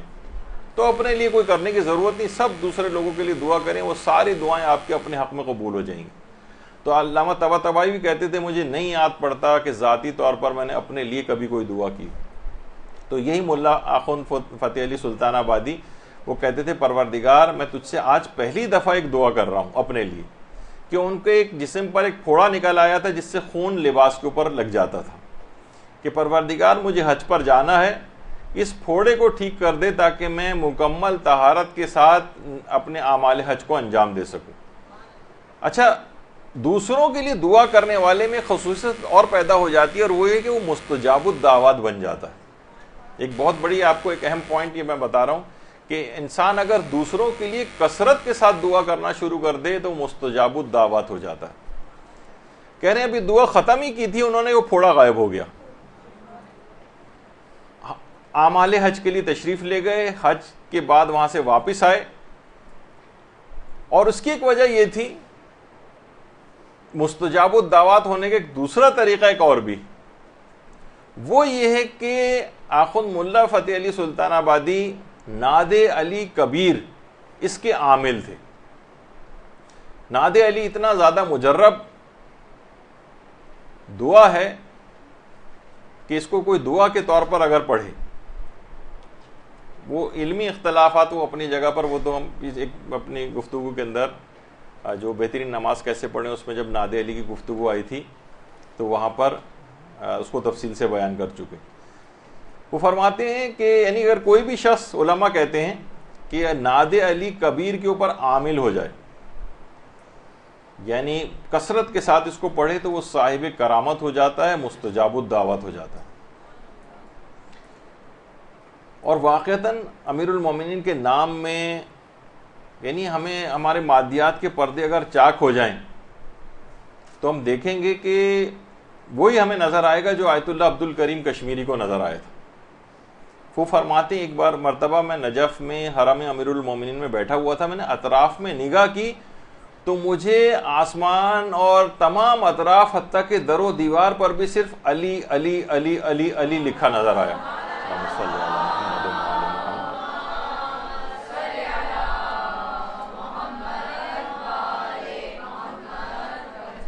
ہر جگہ پر مجھے یہ لکھا نظر آیا۔ تو بہرحال اس رات کو ان تمام ہستیوں کا توسل، جتنے بھی نام ابھی آپ نے سنے، شہزادی کا، حضرت امیر کا، حضرت عباس کا، امام حسین کا، بلکہ پورے 14 معصومین کا، آپ بار بار توسل اور بار بار وسیلہ اختیار کریں اپنی تمام دعاؤں میں ان کا، پھر دیکھیے کہ آج کی رات کیسی ایک آئیڈیل شب قدر بنے گی کہ تمام دعاؤں کو قبول کروا کے ہی آپ مصلی سے اٹھیں گی۔ کوشش یہ کریں کہ اس میں اول و آخر اس رات میں، اور اگر ممکن ہو تو وسط میں بھی صدقہ دیں۔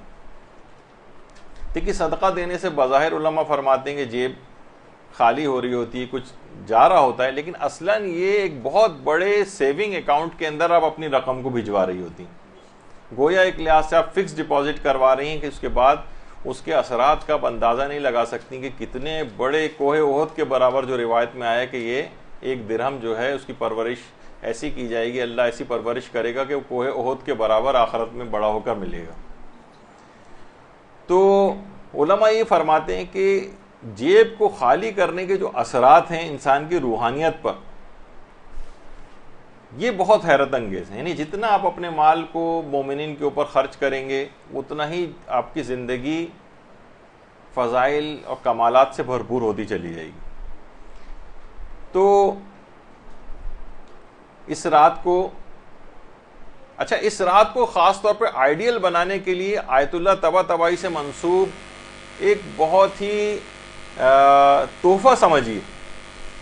اس کو اگر آپ نے اس کے اوپر عامل ہو گئیں تو دیکھیے کتنی مشکلات ہیں لوگوں کی زندگیوں میں. مثلا کہیں شادیاں نہیں ہو رہی ہیں, کہیں غربتوں کے مسائل ہیں, کہیں بیماریوں کے اندر لوگ مبتلا ہیں, کہیں اولاد کے بگاڑ کے مسائل جو درپیش ہیں, کہیں کردار کی خرابیاں لازم آ رہی ہیں. غرض اتنی پریشانیاں ہیں, اتنی مشکلات ہیں کہ آیت اللہ طباطبائی سے منسوب جو ایک بات ہے کہ اگر اس پہ انسان عامل ہو جائے, فرماتے ہیں جتنی بھی مشکلات میں گھر جاؤ, جتنی بھی پریشانیوں کا شکار ہو جاؤ, اس کے لیے صلوات کا ایک سیلاب روانہ کرو جس میں تمام مشکلات کو یہ صلوات بہا کر لے جائے گی.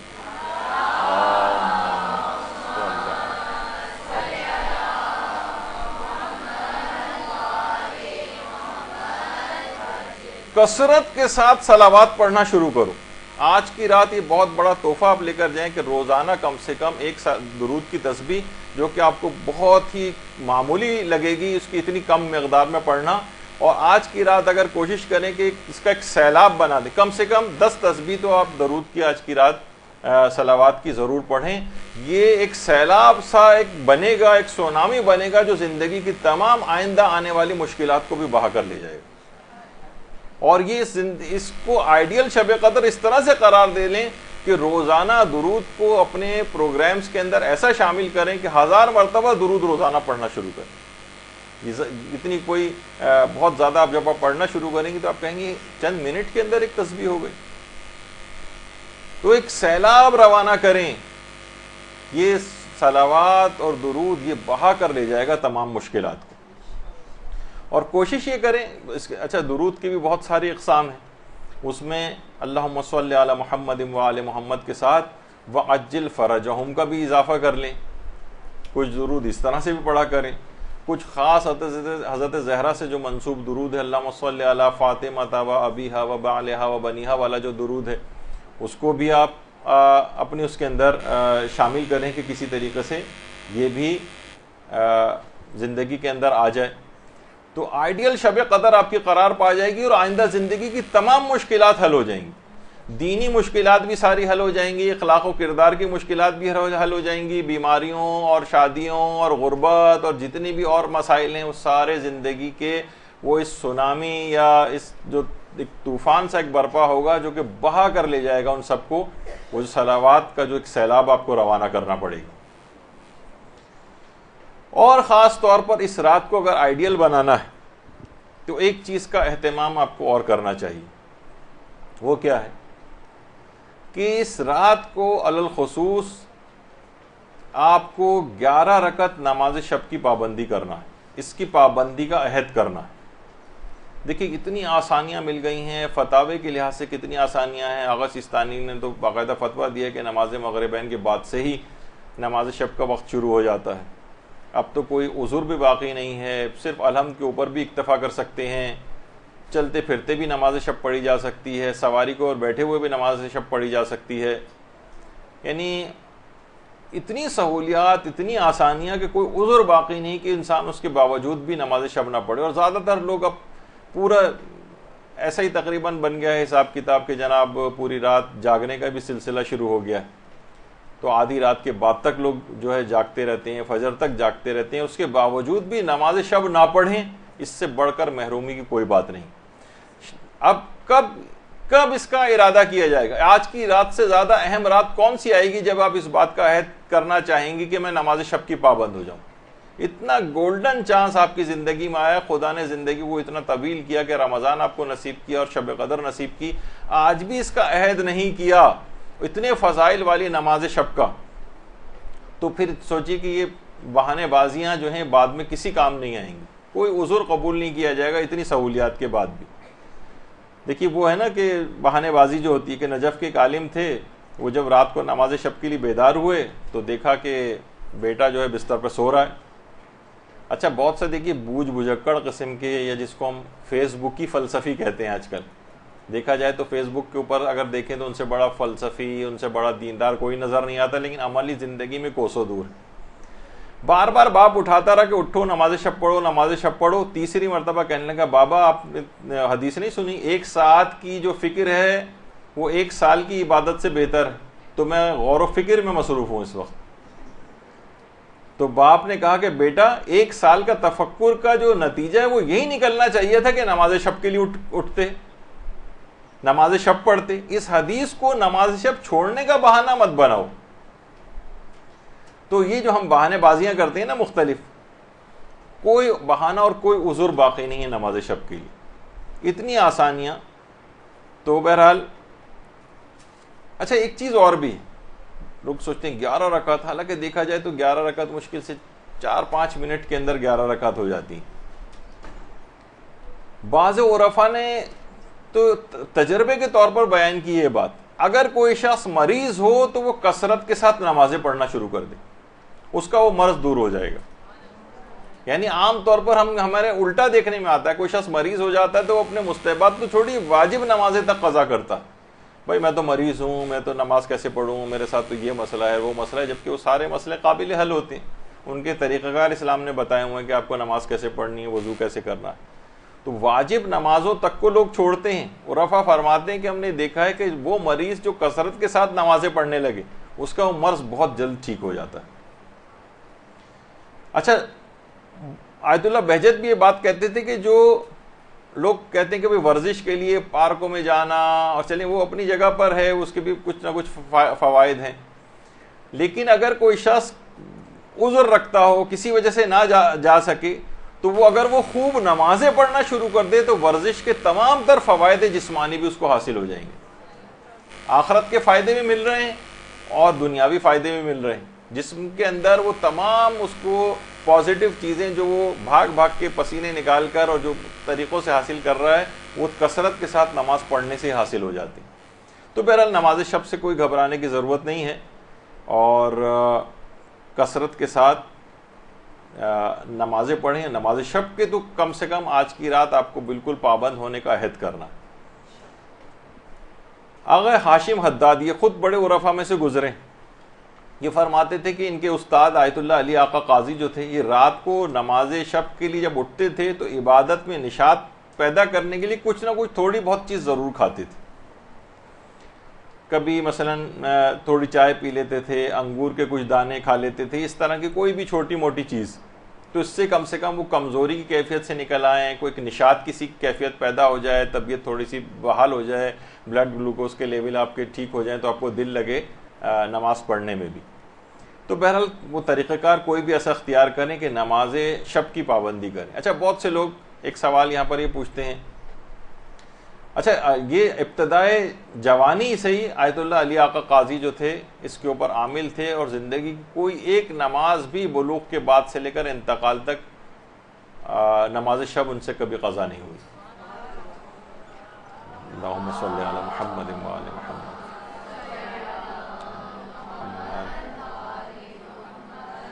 اچھا بہت سے لوگ یہ کہتے ہیں کہ ہم اپنی، کیونکہ ہمارے پر قضا نمازیں بھی بہت ہیں اور نماز شب بھی ہے، تو کیا ہم نماز شب ہی کے اندر قضا نمازوں کی نیت کر لیا کریں؟ تو اس سے پہلے بھی ایک دفعہ بات بتائی تھی۔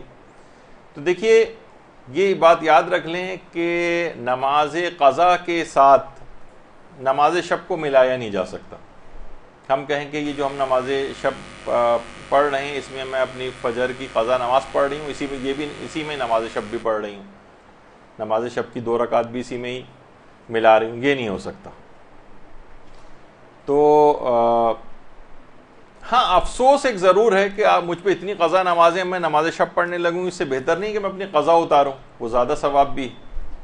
تو بہرحال اس کے افسوس کا ایک ثواب مل جائے گا، لیکن نماز شب پڑھنے کا، ادا کرنے کا ثواب نہیں ہے وہ۔ تو علامہ مجلسی کے جو والد تھے تقی مجلسی،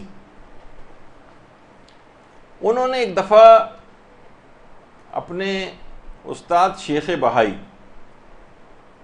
بہائی حرم امام رضا علیہ الصلوۃ والسلام میں جن کی قبر بھی ہے، اللہم صلی علی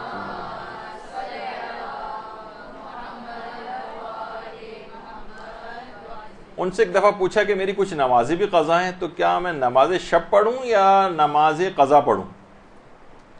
شیخ بہائی نے اس طرح سے ایک طریقہ کار مرتب کر کے ان کو دیا کہ قضا نمازوں کو نماز شب کے ساتھ کس طرح سے اس طرح ملا کے پڑھو کہ نماز شب بھی 11 رکعت ادا ہو جائے اور اس کے ساتھ قضا نمازیں بھی ادا ہو جائیں، کہ مثلا 4 رکعت ہیں تو اس کو اس طرح سے 2 کر کے اس طرح سے پڑھو، اور 3 رکعت والی اس طرح سے پڑھو، اور 2 رکعت والی ہے تو اس طرح سے پڑھو، اس طرح 11 رکعتیں مکمل کرو۔ جب یہ طریقہ کار بہرحال ان کو بتائے تو علامہ تقی مجلسی فرماتے ہیں کہ مکاشفے میں انہوں نے امام زمانہ علیہ الصلوۃ والسلام کو دیکھا،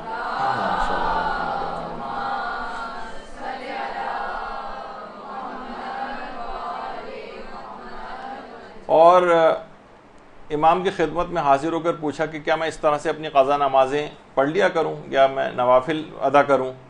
امام نے فرمایا کہ آپ نماز شب پڑھیں، یعنی قضا تو ظاہر ہے کہ وہ آپ ان کے اوپر واجب ہی تھی، وہ تو الگ سے پڑھنا ہے، اس کو نماز شب ہی کی نیت سے پڑھیں، اور امام نے فرمایا اس مصنوعی عمل کو انجام نہ دیں، اس مصنوعی عمل کو، یعنی نماز قضا الگ ہیں اور نماز شب جو ہے وہ الگ ایک نماز ہے، ان دونوں کو ملائیں نہیں آپس میں۔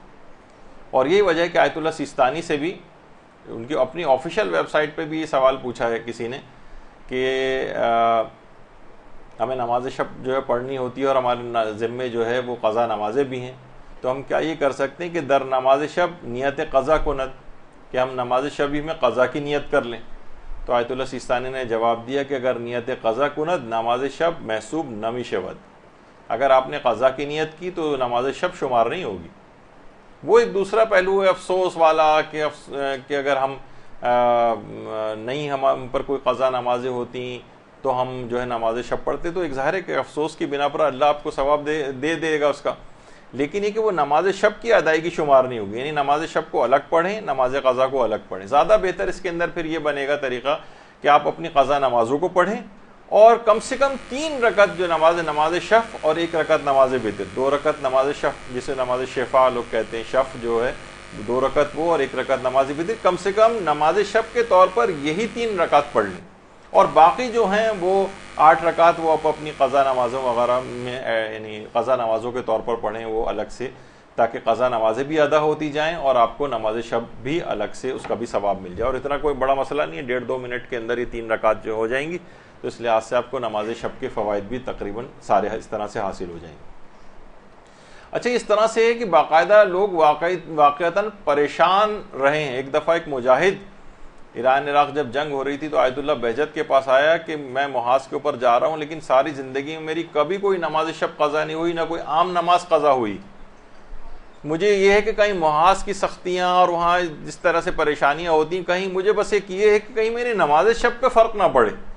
تو آیت اللہ بہجت نے کہا کہ میں اس کی ذمہ داری لیتا ہوں، میں تمہیں اٹھاؤں گا، یہ جملہ کہا تھا آیت اللہ بہجت نے۔ اور اس کے بعد وہ مجاہد جو تھا وہ کہتا ہے کہ اس کے بعد نہ میری عام دنوں کی کوئی نماز قضا ہوئی، اور جب میں رات کے وقت تھک ہار کے سوتا بھی تھا اور 1-8 گھنٹے کے بعد ہی خود بخود مجھے ایسا لگتا تھا جیسے کسی نے آ کر اٹھایا اور میں نماز شب کے لیے بیدار ہو جاتا تھا۔ اللہم صلی علی محمد۔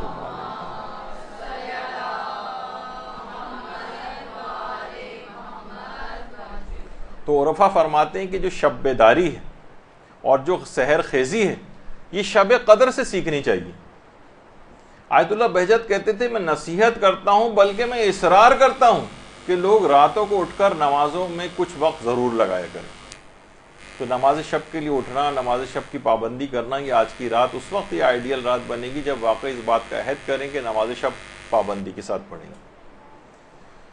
اچھا، آیت اللہ بہجت کہتے تھے بہت سی چیزیں ایسی ہیں کہ دیکھیے پیغمبر کی جو عصمت ہے، پیغمبر نے جو اتنے بڑے بڑے مقامات عالیہ کو حاصل کیا ہے، اس میں کچھ اپنی پروردگار کی عنایت، کرم، فضل وہ تو اپنی جگہ کے اوپر ہے ہی، لیکن ان کی جو ذاتی کوششیں جو ہوتی ہیں ان کرامات اور کمالات کو حاصل کرنے میں.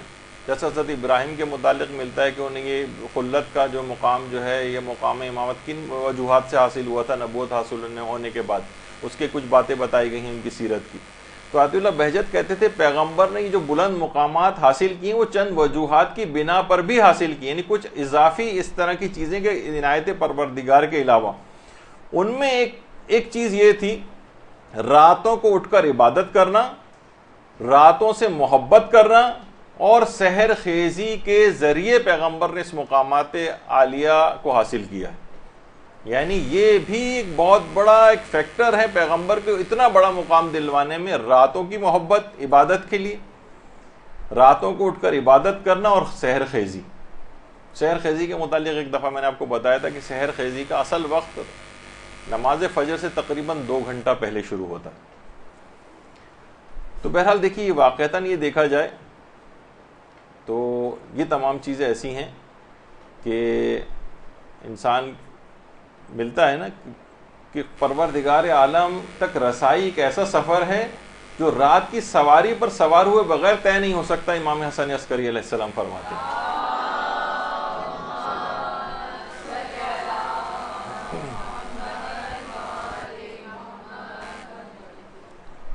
تو اچھا اس رات کو پوری رات جاگنا ہے، جاگنا بھی تو ہے نا اس رات کو.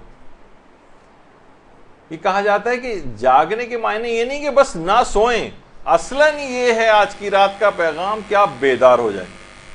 خواب غفلت سے بیداری، فقط جاگنا نہیں. جس طرح جاگ تو آپ ویسے بھی ساری رات ایسی جاگ لیتی ہیں، ٹی وی دیکھتے ہوئے انسان جاگ سکتا ہے، چلے نمازیں پڑھتے ہوئے بھی جاگ سکتا ہے. شب قدر کا پیغام یہ بنے گا کہ آپ واقعتاً بیدار ہو جائیں، غفلت کی نیند سے بیدار ہو جائیں، نہ کہ فقط یہ کہ نہ سوئیں. بہت اہم بات ہے یہ، یعنی کب آخر یہ دبیس پردے غفلت کے ہٹیں گے، کب اتنی بڑی ایک چینج آج کی رات تقدیرات لکھی جانے والی ہیں، ساری زندگی کو آپ اپنی تبدیل کر سکتی ہیں اور اس کو بالکل ایک سرسری طور پر آپ گزار دیں اور کوئی ارادہ نہ کریں، کوئی عہد نہ کریں. آج کی رات یہ کتنی عجیب بات ہے. اس سے زیادہ گولڈن موقع، اس سے زیادہ اب یہ نیکسٹ ایئر پورا 1 سال گزرنے کے بعد یہ رات زندگی میں آئے گی. پتہ نہیں ہم میں سے کتنے لوگ رہیں نہ رہیں، پروردگار کا کیا ہے کام اور مصلحت ہے. تو آج کی رات کو ہی ایسا یادگار اور آئیڈیل اپنا رات کے طور پر منائیں کہ یہ ساری زندگی کی جتنی کمیاں ہیں ان کو پورا کر دے. اور یہی وجہ ہے کہ روایت میں بات ملتی ہے، ہمارے 8ویں امام میں جملہ ارشاد فرماتے ہیں اللہم صلی علی محمد و علی محمد،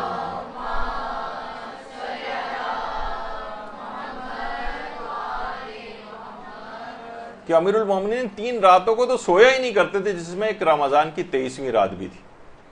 اچھا بہت سے لوگ فوراً جب آپ کبھی لگاتے ہیں تو فوراً لوگوں کے دماغ میں اور باتیں آنے لگتی ہیں کہ وہ تو سوائے شب ہجرت کبھی سوئے نہیں تھے. نہیں، روایت کے اندر ملتا نہیں ہے کہ سب سے بہتر یعنی نماز شب کب ہے کہ جب کچھ سو کر اٹھا جائے. خود پیغمبر اسلام کے متعلق ملتا ہے کہ پیغمبر ایک ہی رات میں کئی مرتبہ سوتے اور جاگتے تھے، اور جب بھی سو کے تھوڑی تھوڑی دیر سو کے اٹھ جاتے تھے اور عبادت میں مشغول ہو جاتے تھے، پھر سو جاتے تھے، پھر اٹھ کے عبادت میں مشغول ہو جاتے تھے. کئی دفعہ رات میں اس طرح سے ہوتا تھا. ایسا نہیں ہوتا تھا 6 8 10 12 گھنٹے اس طرح ہم لوگ سوتے ہیں اس طرح سے سوتے ہوئے گزاریں. تو ایسا نہیں کہ امیر المومنین بالکل ہی نہیں سوتے تھے، ایسا نہیں ہے، بلکہ ایک مستحب چیز ہے کہ کچھ مقدار سو کے اٹھ کے پھر نماز شب پڑھی جائے. ہاں یہ نہیں کہ پوری رات اس طرح سے سوئیں، لیکن اس رات مکمل طور پہ امیر المومنین جاگتے تھے. تو یہ بہت اہم بات ہے. اور دیکھیے آج کی رات جو ہے نا یہ حقیقتاً یہ ایک غور و فکر کی رات بھی ہے. واقعی انسان اپنی حالت پہ غور کرے، ہر لمحہ وہ موت سے قریب ہو رہا ہے، اب بھی اس نے اپنے آپ کو نہیں صحیح کیا تو اس کا انجام کیا ہوگا، یہ انسان غور و فکر کرنی چاہیے. یہی وجہ ہے کہ آیت اللہ شیخ مرتضیٰ انصاری، شیخ مرتضیٰ انصاری وہ ہیں، یہ شخصیت آپ کے سامنے کہ ان کی کتابیں پڑھے بغیر آج کوئی شخص مجتہد بھی نہیں بن سکتا. شیخ مرتضیٰ انصاری، ان سے کسی نے پوچھا تھا یہ کیسے ہو سکتا ہے کہ ایک ساتھ کا جو غور و فکر ہے وہ پورے سال کی عبادت سے افضل ہو جائے. فرمایا ہاں، شب عاشور حر کی فکر کی طرح سے اگر انسان فکر کرے تو پورے سال کی عبادت سے افضل ہو سکتا ہے. تو آج کی رات شب قدر اس طرح کی رات اپنی بنا لیں جس طریقے سے حر نے وہ رات گزاری تھی. غور و فکر کر کے ایک نتیجے پر پہنچ گئے اور کتنی بڑی سعادت کو حاصل کر لیا. آج کی رات واقعی اپنے اس کو دیکھے انسان. آیت اللہ محمود امجد یہ اپنے درس میں فرماتے ہیں کہ شب قدر کا بہترین عمل جو ہے تفکر کرنا. آپ اپنے قضا نماز، اپنے قضا واجبات کے متعلق سوچئے، میری کتنی قضا نماز، کاپی پینسل لے کے بیٹھے ہیں، کتنی قضا نمازیں باقی ہیں، اتنے قضا روزے باقی ہیں، اتنے میں جو فدیے دینے ہیں، کتنے کفارہ تاخیر خواتین کے اوپر واجب ہوتے ہیں، پچھلے رمضانوں کے روزے اگلے رمضانوں سے پہلے نہیں رکھے، کتنے رد مظالم میرے ذمے ہیں، کتنا خمس میرے ذمے ہے، فطرہ صحیح نکلا، بہت سے لوگوں کا نہیں نکلا، لوگوں کے حقوق میرے ذمے کچھ ہیں یا نہیں ہیں. ان سب کا حساب و کتاب غور و فکر کے ذریعے کریں. کچھ وقت اس میں بھی لگائیں اور ان کی ادائیگی کی پلاننگ بھی آج ہی کی رات کریں. تھوڑی سی دیر لگا لیں کہ بس میں اس طرح سے کروں گی، اتنا میں ہر مہینے خمس کے طور پر دیا کروں گی، اتنا فلاں چیز کے طور پر دوں گی، میرے اتنے کفارے ہو گئے، میں ان کفاروں کو اس طرح سے قسطوار کر کے ادا کر دوں گی، وغیرہ وغیرہ. جس طرح سے یعنی واقعتاً غور و فکر و تفکر آپ ہر شخص کو اپنے لیے کرنا چاہیے. مجھ پہ کتنی چیزیں موجود ہیں، کتنی قضا چیزیں موجود ہیں، یہ کیسے اتریں گی. یہ اس رات کو شب قدر کو انجام پائے گا تو ایک آئیڈیل شب قدر بنے گی. ورنہ جیسے میں نے اس سے پہلے کہا کہ آئے گی گزر جائے گی، اس طرح کی بہت شب قدر آئیں گزر گئیں، آئندہ بھی آئیں گی اور گزریں گی اور کوئی نتیجہ نہیں نکلے گا. اور اسی غور و فکر کا ایک نتیجہ یہ بھی ہونا چاہیے، علماء فرماتے ہیں، وہ ہے ہدف زندگی کا تعین کریں. آپ کا ٹارگٹ کیا ہے؟ یہ زندگی پروردگار نے آپ کو دی ہے، اس میں آپ کو کیا کرنا ہے؟ کوئی ہدف ہونا چاہیے، کوئی مقصد ہونا چاہیے، اس پر زندگی کو لگانا چاہیے. ایسا نہ ہو کہ پوری زندگی ضائع ہو جائے اور ہمیں اندازہ یہ ہو کہ ارے یہ کیا ہو گیا، ہمارا تو زندگی کا کوئی ہدف ہی نہیں تھا، فرشتہ اجل آ گیا اپنے ساتھ لے جا رہا ہے اور دیکھا کہ ہم بے مقصد زندگی جانوروں کی طرح سے گزارے کے اور یہاں سے چلے گئے. آپ کو اپنے ذوق کا دیکھنا چاہیے کہ آپ کا ذوق کیا ہے، دین کا کون سا کام آپ کر سکتی ہیں. پتہ چلا کہ ظاہر ہے کسی کا تکلفاً آپ نے کسی اور ذوق والی چیز کی طرف چلی گئی جبکہ آپ کا اصل نیچر اور ذوق کچھ اور تھا. تو پتہ چلا کہ کچھ ہی عرصے بعد اس میں دلچسپی انسان کی ختم ہو جاتی ہے اور وہ پھر اسی طرح سے گھومنے لگتا ہے. تو کسی کا علم حاصل کرنا ذوق ہوتا ہے، کسی کا تبلیغ کرنا ذوق ہوتا ہے، کسی کا مثلا سوشل ورک کرنا ذوق ہوتا ہے، کسی کو مثلا چیریٹی کے کام وغیرہ کرنے ہیں، کسی کو تعلیم و تعلم کے اندر آگے جانا ہے. یعنی کچھ تو اپنا ہدف زندگی بنانا ہوگا نا، فقط دنیاوی زندگی والا نہیں، آخرت کا ایک بہت بڑا ہدف اور گول آپ کو سوچنا چاہیے. خود یعنی علم حاصل کرنا یہ خود ایک بہت بڑا اور بہترین ہدف ہے، علم حاصل کرنا. اور اس رات کا آغاز بھی یعنی بہت ساری فضول چیزیں اور فضول معلومات ہم نے اپنے ذمے بہت ساری چیزیں کر رکھی. دیکھا جائے غیر ضروری فیس بک کے اوپر بیٹھنا، غیر ضروری انٹرنیٹ کے اوپر بیٹھنا، بالکل فضول معلومات، بس اب آپ اسکرول کرتے ہوئے نیچے جا رہے ہیں اور بس نیوز فیڈ پڑھے چلے جا رہے ہیں جو ختم ہونے میں مثلا نہیں آ رہی، پر وقت بس اس کے اندر اپنے وقت کو لگانا. بہترین ہدف علم حاصل کرنے کا تبلیغات کے حوالے سے بھی دیکھیے، یہاں تو ہمارے اس طرح سے نہیں ہے، لیکن لوگ اپنے گھروں پہ، اداروں پر، دیواروں پر، یہ عراق یعنی یہ شام کے اندر، شام اور عراق کے اندر لوگ اب اس طرح سے تبلیغات اپنے طور پر کرنے کے لیے احادیث لکھ کر لگا رہے ہیں. اور لوگوں کو ہر جگہ، ایران میں آپ جاتے ہیں مختلف بڑے بڑے بورڈز لگے ہوئے ہوتے ہیں، اس پر احادیث لکھی ہوتی ہیں، آدمی اٹریکٹ ہوتا ہے. تبلیغات کے تمام تر ذرائع اس طرح سے اختیار کرنا. تو علم دین حاصل کرنا ایک ہدف کے طور پر، قرب پروردگار کے طور پر، یعنی یہ نہیں ہو کہ بس یہ کہ ہم لوگوں میں ہمارا ہو جائے، مجلس بڑی اچھی پڑھنی آ جائے، لوگوں کو بہت وہ ہو جائے، لوگ آپ سے جناب ٹائم مانگیں، آپ کہ ہمیں ذرا ڈائری وغیرہ دیکھ کے آپ کو بتاتی ہوں کہ ٹائم میرے پاس ہے یا نہیں وغیرہ. اس طرح سے لوگ یعنی دین میں بھی دنیا کا ایک خیال آتا ہے کہ یہ جاہ حاصل ہو جائے، یہ مجھے حشم حاصل ہو جائے. تو آیت اللہ سید رضا خسرو شاہی یہ فرماتے ہیں کہ ایک طالب علم تھا. اچھا دیکھیے، علماء کے ایک طریقہ کار ہوتا ہے کہ آیت اللہ بہجت کا بھی تھا، جب اپنے گھر سے ہی نکلتے تھے نا نماز کے لیے، نماز پڑھانے کے لیے، تو لوگ رستے میں ہی طالب علم مل جاتے تھے، وہ پیدل ساتھ ساتھ چلتے ہوئے ان کے جاتے تھے. جب وہاں سے واپس آتے تھے تو پیدل ساتھ ساتھ چلتے ہوئے واپس آ رہے ہیں. آیت اللہ خسرو شاہی فرماتے ہیں کہ آیت اللہ بہجت نماز جماعت کے لیے نکلے تو ایک طالب علم ساتھ ہو لیا. تو آیت اللہ بہجت نے اس سے پوچھا، آپ کیا پڑھ رہے ہیں آج کل؟ کہا کہ ابھی میں مقدمات پڑھ رہا ہوں. اچھا، کہا کہ مقدمات جب ختم ہو جائیں گے تو پھر آپ کیا پڑھیں گے؟ کہا کہ اس کے بعد میں لمح پڑھوں گا جو کہ کتاب ہے۔ پھر کہا اچھا لمح ختم ہو جائے گی تو پھر کیا پڑھیں گے؟ کہا اس کے بعد میں مقاصد جو کتاب ہے وہ پڑھوں گا، رسائل پڑھوں گا، کفایہ پڑھوں گا اس کے بعد۔ اچھا کہا جب یہ سب کتابیں ختم ہو جائیں گی تو پھر کیا کرو گے؟ کہا پھر میرا درس خارج شروع ہو جائے گا۔ اچھا درس خارج جب اس کے بعد کیا ہوگا؟ کہا پھر میں مقام اجتہاد پہ پہنچ جاؤں گا۔ اچھا مقام اجتہاد کے بعد کیا ہوگا؟ کہا پھر میں مقام مرجعیت کے اوپر آ جاؤں گا۔ آقا بہجت نے کہا اس کے بعد جب طالب علم نے یہ کہا اچھا اس کے بعد کیا ہوگا؟ مرجعیت کے مقام تک پہنچ گئے، اب طالب علم خاموش ہو گیا۔ تو آیت اللہ رضا خسرو شاہی فرماتے ہیں کہ آیت اللہ بہجت یہ سمجھانا چاہتے تھے کہ یہ جو تمام علوم ہیں یہ اصل مقصد نہیں ہے، بلکہ مطلوب قرب خداوندی، پروردگار کا قرب حاصل ہو، تمہیں ہو جائے، تم اس کی بارگاہ کے اندر تمہیں عزت کی نگاہ سے دیکھا جائے، وہ تم سے راضی اور خوش ہو جائے۔ یہ تو تم سارے دنیاوی جاہ و منصب والی چیزیں بتا رہے ہو۔ یعنی آیت اللہ بہجت اس طرف اس کو متوجہ کرنا چاہتے تھے، اگرچہ یہ تمام علوم بھی حاصل کرنا اسی کی قرب خدا کی طرف ہی لے جاتا ہے، لیکن بعض اوقات طالب علم ایک بلند مقام کو حاصل کرنے کے لیے تمام تگ و دو کر رہا ہوتا ہے، وہی جو اس سے پہلے آیا کہ یہ امتحان بن جاتی ہیں اس کے لیے، بلکہ ہو سکتا ہے جہنم میں جانے کا سبب بن جائیں۔ وہ تو پھر اللہ اس کے دماغ سے نکل رہا ہے اور وہ دنیاوی جاؤ حشم ان علوم کے ذریعے حاصل کرنا چاہتا۔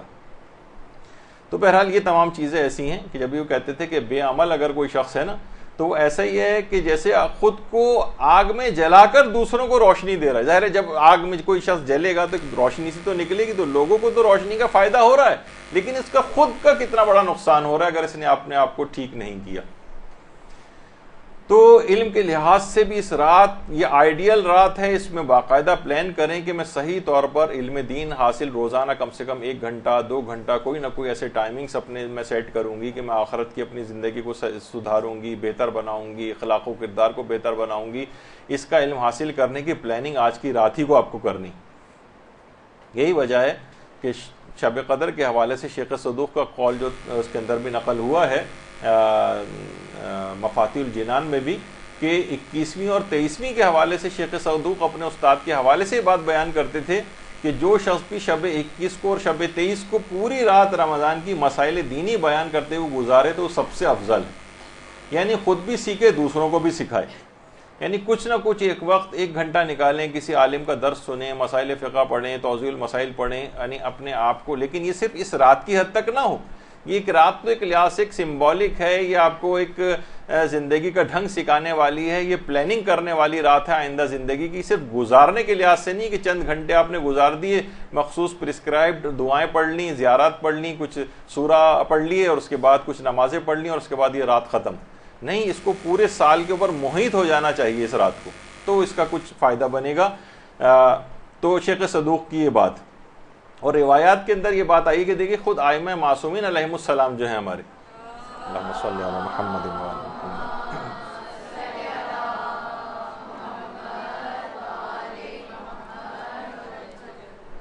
کہ روایتوں کے اندر یہ بات آئی ہے کہ شب جمعہ ائمہ کے علوم میں بھی اضافہ ہوتا ہے، اور کچھ علماء نے تو یہاں تک لکھا ہے کہ اس میں شب قدر کو بھی شامل کیا ہے کچھ علماء نے، کہ شب جمعہ میں اور شب قدر میں یعنی ائمہ کے علم کو ایک ساکت اور جامد چیز نہیں کہ بس جتنا ان کو دے دیا تھا وہ سب ختم ہو گیا، یعنی بس وہ رک گیا ایک جگہ، نہیں، ان کے علم میں اب بھی اضافہ ہو رہا ہے، ہر شب جمعہ بھی علم میں اضافہ ہوتا ہے، اور کچھ علماء فرماتے ہیں شب قدر کے اندر بھی اضافہ ہوتا ہے۔ تو شب قدر میں ہمارے ائمہ معصومین کے تو علم میں اضافہ ہو رہا، اور ان کے ماننے والے اس رات کو کوئی بھی علم حاصل نہ کریں، نہ ان کے دل میں علم حاصل کرنے کی کوئی تڑپ پائی جاتی ہو، یعنی یہ کیسے ممکن ہے؟ تو اس رات کو ایسی آئیڈیل رات بنا لیں کہ آج سے ارادہ کر لیجئے گا اسی رات سے کہ مجھے آئندہ زندگی میں کتنا ٹائم دینا ہے علم دین کو، ورنہ تو دیکھیے وقت آئے گا گزرے گا، قیامت تک لوگ اسی طرح آئیں گے جائیں گے، اور حضرت آدم سے لے کر اب تک لوگ کتنے آئے اور گئے۔ تو بہرحال جو صاحبان علم ہیں، جو علم رکھنے والے ہیں، وہی زندہ رہتے ہیں، اور بعد تک ان کا آپ دیکھیں کتنے علماء کا تذکرہ جو قبروں کے اندر پہنچ گئے ہیں، لیکن بار بار ہم ان کا تذکرہ لے کر آ رہے ہیں۔ تو یہی وجہ ہے کہ آج کی رات خاص طور پر اس کا عہد کیجئے گا کہ مجھے کتنا علم حاصل کرنا ہے، اور علم دین حاصل کرنے میں مجھے کتنے اپنے وقت کو لگانا ہے. اور اسی رات کے حوالے سے کتنے علماء ایسے ہیں جو اس رات کو ایک درس اپنے گھر کے اوپر رکھتا ہے. آیت اللہ شبیریہ زنجانی، یعنی کچھ وقت اس کے اوپر ضرور لگائیں آپ، کوئی درس، کوئی کیسیٹ، کوئی انٹرنیٹ کے اوپر جا کر کوئی بھی کسی عالم کا مسائل فقہ کا اپنے اخلاق و کردار کو درست کرنے کا، عقائد کے لحاظ سے درست کرنے کا کوئی بھی درس ضرور سنیں اور اس کو آئندہ زندگی میں بھی جاری رکھیں. اچھا، یہاں پر ہوتا یہ ہے کہ لوگ عام طور پر علماء کے پاس، دیکھیے علماء کے پاس جانا ایک ایسی چیز ہے کہ لوگ عام طور پر جاتے بھی ہیں نا تو فضول بحثوں کے اندر علماء کو لگا دیتے ہیں، یا ان سے دوسرے عالموں کی غیبتیں شروع کر دیتے ہیں، یا مثلا سیاسی باتیں شروع کر دیتے ہیں. تو ان سے کوئی استفادہ، علم کے لحاظ سے استفادہ جو ہونا چاہیے وہ لوگ کم کرتے ہیں. ابھی جن کا ذکر ہو رہا تھا آیت اللہ رضا خسرو شاہی کا، وہ فرماتے ہیں کہ میں ایک دفعہ گزر رہا تھا تو دیکھا کہ علامہ تقی جعفری وہ آیت اللہ بہجت سے ملاقات کر کے واپس آ رہے ہیں. میں جب ان سے ملا تو وہ کہنے لگے میں آیت اللہ بہجت سے ملاقات کی ہے، اور وہیں کھڑے کھڑے کہنے لگے کہ روایت میں ہے کہ جو 40 دن تک کسی بھی عالم سے ملاقات نہ کرے ماتا قلبہ، اس کا دل مردہ ہو جاتا ہے. اچھا، روایت میں بھی یہ بات آئی، بہار الانوار کی جو پہلی جلد ہے کہ زیارت العلماء احب الی اللہ من 70 طوافا حول البیت، یعنی علماء کی زیارت یا ان سے ملاقات اللہ کو خانہ کعبہ کے گرد 70 طواف سے زیادہ محبوب ہے. اچھا، اب علماء سے ملاقات آپ خود سوچیں گے اب کہ یعنی خواتین ہیں وہ علماء سے ملاقات کیسے کریں؟ بھائی یہی ان سے ملاقات کے معنی کسب فیض کرنا، یعنی آپ ان کے درس آپ سن سکتی ہیں، آپ عالموں کی لکھی ہوئی کتابیں پڑھ سکتی ہیں. یہ ایسا ہی ہے جیسے آپ نے ان سے ملاقات کر لی، یعنی ان سے فیض کو آپ نے حاصل کر لیا. تو وہ کہتے تھے کہ یعنی اتنی زیادہ اس بات کی ضرورت ہے تو انسان علم اپنا حاصل کرے، آج کی رات کو ایک ہدف بنائے تاکہ میں بھی کسی علم کے لحاظ سے پروردگار کے نزدیک کوئی مقام حاصل کر سکوں. اچھا، یہ سارے اعمال کیے جا رہے ہوں اور اپنے زمانے کے امام کو یاد نہ کیا جائے.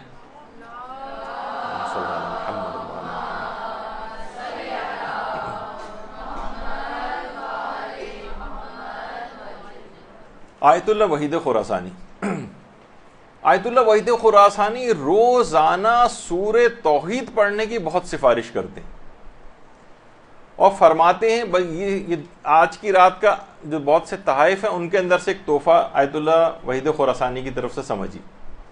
فرماتے ہیں اگر کوئی شخص روزانہ صبح کو 11 مرتبہ اور سونے سے پہلے 11 مرتبہ اگر سورہ توحید پڑھے تو یہ اس کی روح کے لیے اکسیر احمر بن جائے گی، یعنی اس کی زندگی کی ہر خرابی، ہر برائی کو یہ 11 مرتبہ سورہ توحید اکھاڑ کر پھینک دے گی.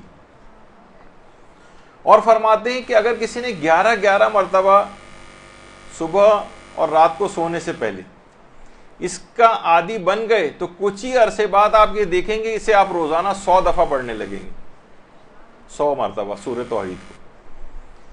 اور فرماتے ہیں کہ اس کو پڑھنے کے بعد آپ اس سورہ کو امام زمانہ علیہ السلام کو ہدیہ کر دیں. اللہم صلی علی محمد.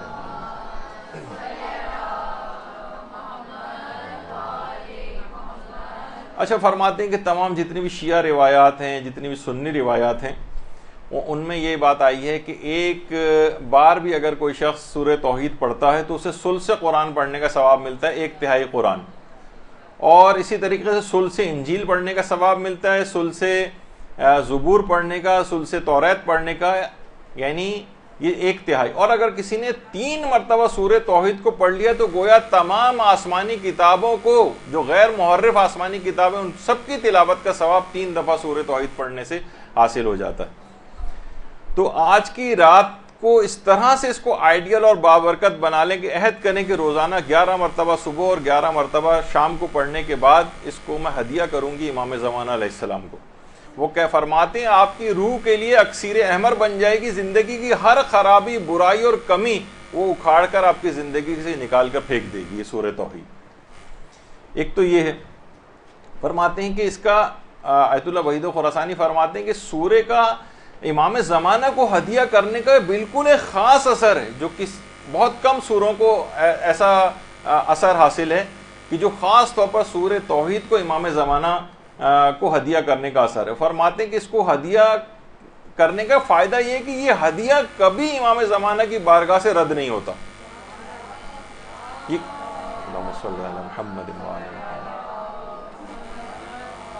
تو سورہ توحید کو امام زمانہ علیہ السلام کو 11 مرتبہ پڑھ کے ہدیہ کریں اور روزانہ کی پروگرام میں شامل کر لیں کہ مجھے یہ کرنا ہے، کیلنڈر پہ مارک کر لیں کہ میں روزانہ اس طرح سے کروں گی۔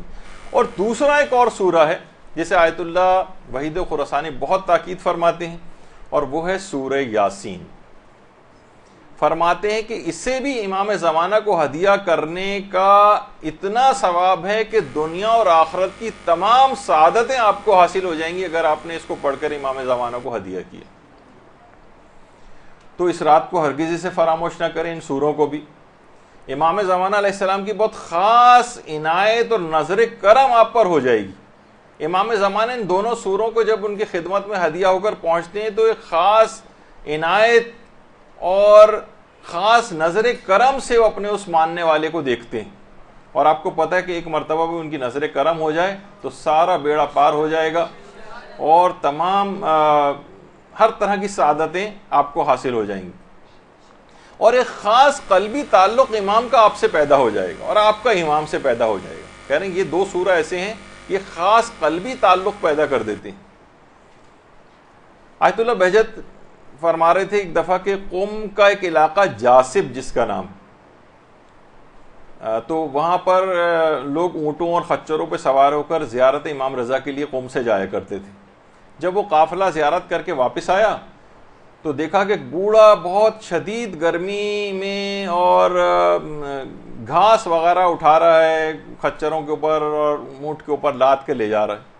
تو جو مشہد کے جو زائرین تھے اس بوڑھے کو برا بھلا کہنے لگے، کہا کہ اتنے بڑھاپے میں بھی تم اس دنیاوی چکروں کے اندر پڑے ہوئے ہو، اس عمر میں تمہیں چاہیے کہ جاتے اور مشہد جا کے زیارت وغیرہ کرتے، جس طرح ایک متکبرانہ کا انداز ہو جاتا ہے نا زائرین کا، بہت کچھ زائرین کا۔ تو اس بوڑھے نے کہا کہ اچھا تم جب زیارت امام رضا کے لیے گئے تو تم نے جب سلام کیا تھا امام کو تو کیا امام نے جواب سلام دیا تھا؟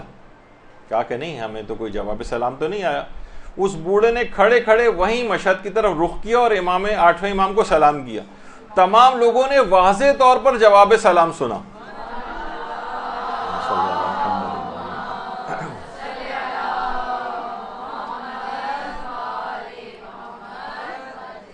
واضح طور پر۔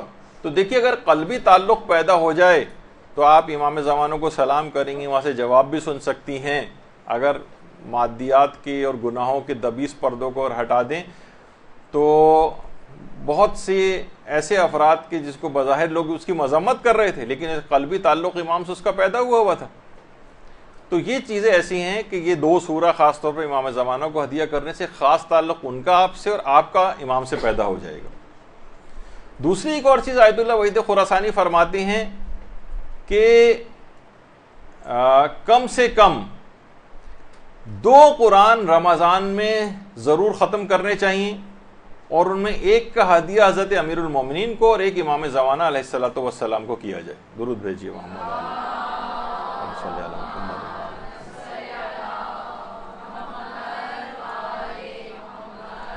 تلاوت قرآن، تلاوت قرآن بھی روزانہ کے ہدف میں کچھ نہ کچھ ضرور شامل کریں۔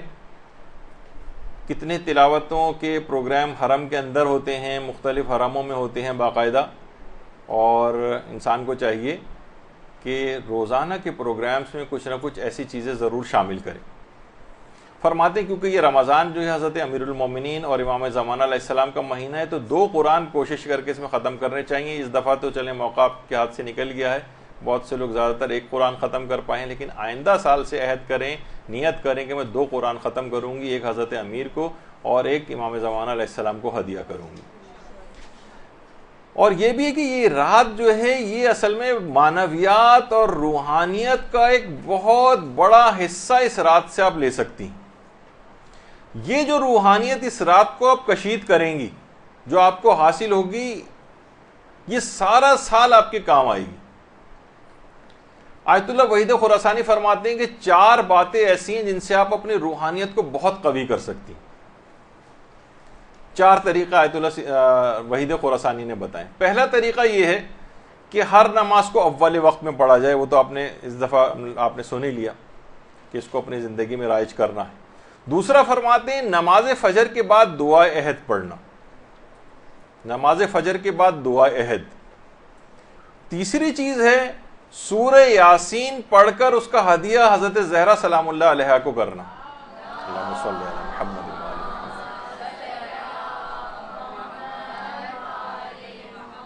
اور چوتھی چیز یہ ہے کہ قرآن کی کچھ مقدار کو پڑھ کر خواہ وہ 5 آیات ہی کیوں نہ ہوں امام زمانہ علیہ السلام کو ہدیہ کرنا.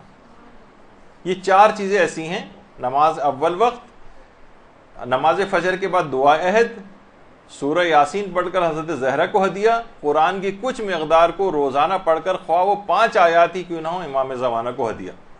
فرماتے ہیں معنویات اور روحانیت کے خزانے اس کو مل جائیں گے. اتنی اہم چیز ہے.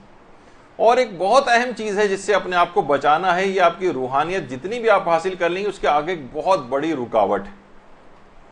وہ آیت اللہ علی آقا قاضی نے بتائی ہے کہ جب تک لوگوں کے حقوق آپ کی گردن کے اوپر ہیں، باب روحانیت، باب قرب خدا اور باب معرفت یہ کبھی آپ کے لیے کھل نہیں سکتے. لوگوں کے حق اگر آپ کی گردن پہ، مثلا کچھ اموال ایسے ہیں جو آپ نے لوگوں کے لے رکھے ہیں، واپس نہیں کر رہی. کچھ قرضے آپ نے ایسے لیے ہوئے ہیں کہ استطاعت ہے واپس کرنے کی لیکن پھر بھی واپس نہیں کرتے. لوگ عام طور پر لے کے کھا جاتے ہیں. کوئی کسی کی چیز ہے وہ لے کے واپس نہیں کیے. فرماتے ہیں جب تک لوگوں کے اموال اور حقوق کو ادا نہیں کرو گے، روحانیت میں سے کچھ تم کو نہیں ملے گا. کیونکہ یہ تمام چیزیں اللہ نے، اللہ کی ملکیت ہیں، لیکن وہ لوگوں کے اذن کے اوپر موقوف کر دیے. لوگوں کو راضی کرنا پڑے گا تو پھر لے سکتے ہو ان کے اموال سے کچھ. اور اگر تم نے ان کو راضی کیے بغیر ان کے کچھ مال لے کے رکھا ہوا ہے، واپس نہیں کر رہے ہو، تو یہ باب معرفت، باب قرب خداوندی تم کو کبھی نصیب نہیں ہوگا. اور ایک بہت ہی اہم ترین نسخہ یہ بھی آج کی رات کی آپ تحائف میں سے قرار دے لیں. آیت اللہ علی آقا قاضی فرماتے تھے کہ اس سے بہترین اور آسان نسخہ روحانیت کو حاصل کرنے کے لیے جو ہر شخص کے ہاتھ میں ہے اور سب کے سب افراد کو اس پر دسترس حاصل ہے. یعنی یہ نہیں بہت سے لوگ ہوتے ہیں نا کہ کچھ کے لیے علم چاہیے ہوتا ہے، کچھ کے لیے تقویٰ چاہیے ہوتا ہے، کچھ کے لیے بہت ساری چیزیں چاہیے. کوئی شخص آج یہ فیصلہ کرے اور ہر شخص کو بلا استثناء یہ والا چیز حاصل ہے کہ وہ اپنی روحانیت کو اگر بلند کرنا چاہے اور کہے کہ میں روحانی اعتبار سے اور روحانیت کو اور معنویات کو میں حاصل کر لوں، تو ایک نسخہ ہر شخص کے پاس ہے.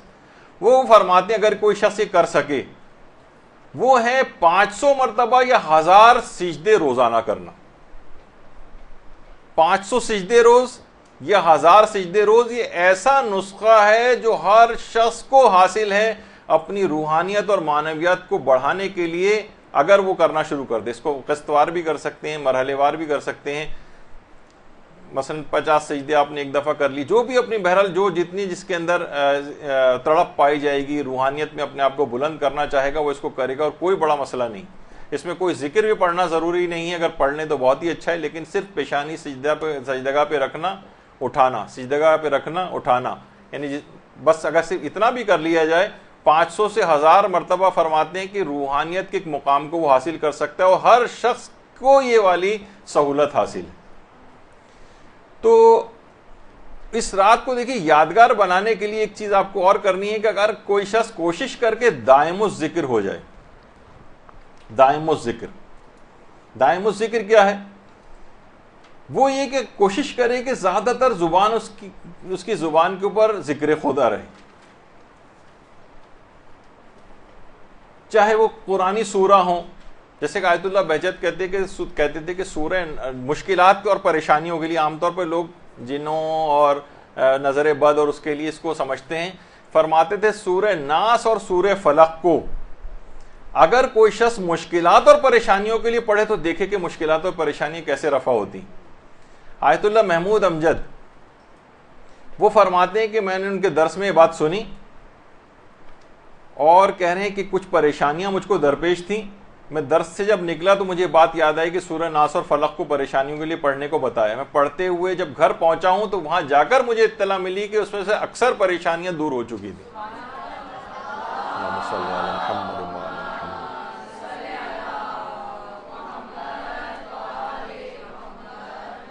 تو ہر وقت زبان کے اوپر ذکر خدا ذکر خدا ذکر خدا.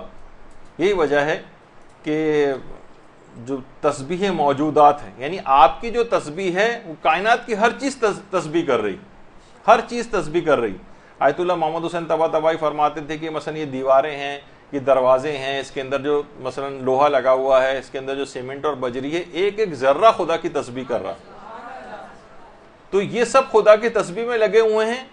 تو جس وقت آپ بھی تسبیح کرنے لگتے ہیں تو آپ کی تسبیح تسبیح موجودات کے ساتھ ہم آہنگ ہو جاتی، اور تمام مشکلات اور پریشانیاں، آپ کی روحانیت کے اندر جتنی کمی ہے، یہ سب دور ہونے لگتی.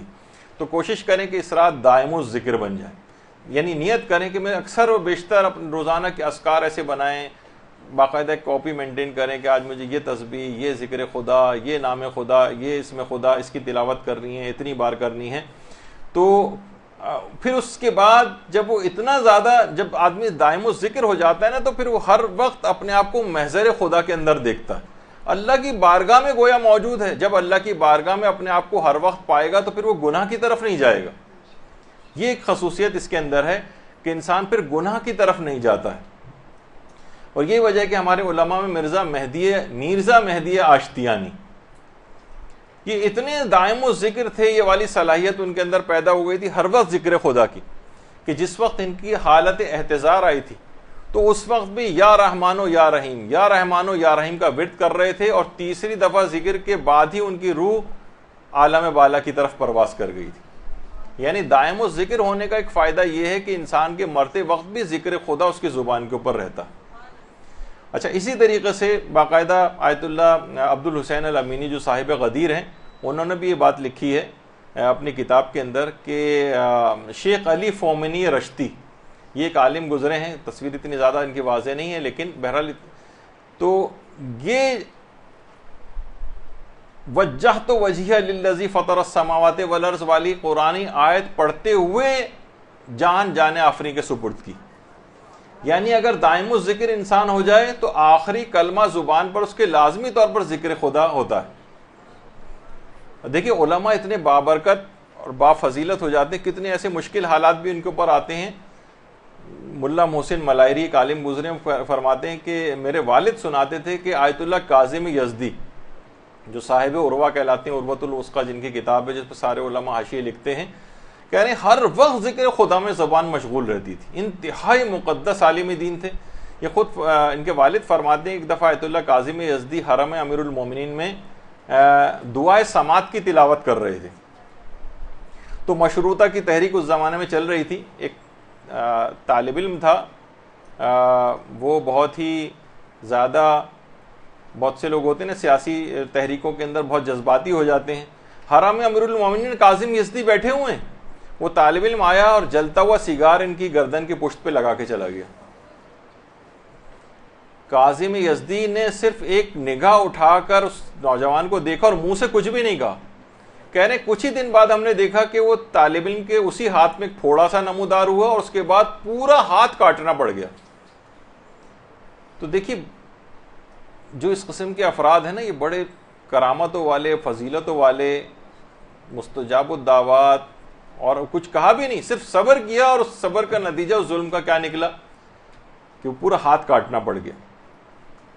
اور اس لحاظ سے خاص طور پر اس رات کو ایک زیارت آپ کو فراموش نہیں کرنی ہے، اور وہ زیارت عاشورہ ہے،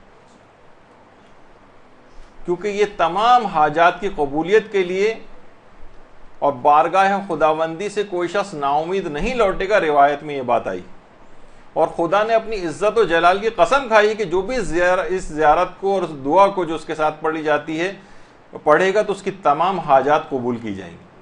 یہی وجہ ہے کہ ہمارے علماء میں آیت اللہ شیخ حسین غروی اصفہانی کمپانی، انہوں نے باقاعدہ دعا کی تھی کہ پروردگار موت سے پہلے حالت احتضار میں میری زبان پر آخری کلمہ زیارت عاشورہ ہو. اور کہہ رہے ہیں جب حالت احتضار آئی تو شیخ حسین غروی اصفہانی کمپانی نے پوری زیارت عاشورہ پڑھی اور زیارت عاشورہ کے پڑھتے ہی ان کا انتقال ہو گیا، دعا قبول ہوئی ان کی. اسی درود بھیجیے محمد علیہ محمد صلی اللہ علیہ وسلم. اسی طریقے سے مفاتی کی جو دعائیں ہیں وہ آپ پڑھیں. بہت سی شب قدر کی خاص دعائیں ہیں. آیت اللہ بہجت مفاتی کو بطور کل بھی جو معتبر خیال کرتے تھے. البتہ باقی علماء کہتے ہیں رجاء مطلوبیت کی نیت سے ساری دعائیں مفاتی کی پڑھی جا سکتی ہیں. اور اس رات کوشش یہ کریں خاص طور پہ اس رات کوئی ایک گناہ بھی نہ ہونے پائے، کوئی گناہ نہیں ہونے پائے. اور اگر آپ کو کبھی کوئی گناہ، آپ کو اپنا سابقہ کوئی گناہ یاد آ جائے تو فوراً توبہ کر لینی چاہیے. آیت اللہ جواد عاملی نے بڑا اچھا جملہ کہا ہے کہ اگر آپ کو اپنے سابقہ گناہ میں سے کوئی گناہ یاد آئے تو شکر خدا انجام دیں، شکر پروردگار انجام دیں. یاد دہانی کے طور پر آپ کو توبہ کے لیے یاد دلایا گیا. یہ جو گناہ یاد آیا ہے نا، اس وجہ سے اللہ نے آپ کو یاد دلایا کہ آپ توبہ کی طرف مائل ہو جائیں. اس کے معنی یہ فرماتے ہیں کہ پروردگار کا ارادہ ہے کہ آپ کو معاف کرے گا، جب ہی اس نے آپ کو وہ گناہ یاد دلوایا ہے. اس کا ارادہ ہے کہ وہ گناہ کو معاف کرے گا. اور ہمارے علماء میں سے آیت اللہ محمد علی جاویدہ وہ یہ فرماتے ہیں کہ ترک گناہ کے لیے امام زمانہ سے توسل سب سے بہترین ہے. اور اس کا ایک طریقہ بھی، امام زمانہ سے کیسے توسل کریں کہ ہم سے گناہ نہ ہونے پائیں. وہ فرماتے ہیں کہ روزانہ ایک مرتبہ صبح اور ایک مرتبہ شام استغاثہ امام زمانہ ضرور پڑھیں. یہ آپ دیکھ لیجئے گا دعاؤں کی کتابوں میں اور جگہوں پہ موجود ہے، استغاثہ با امام زمانہ. اور ایک نماز استغاثہ ایک شہزادی کے نام سے بھی ایک وہ ہے، اس کے لیے آج میرے پاس اتنا وقت نہیں ہے کہ بتا سکوں. بہرحال ایک استغاثہ حضرت زہرا اور ایک استغاثہ امام زمانہ.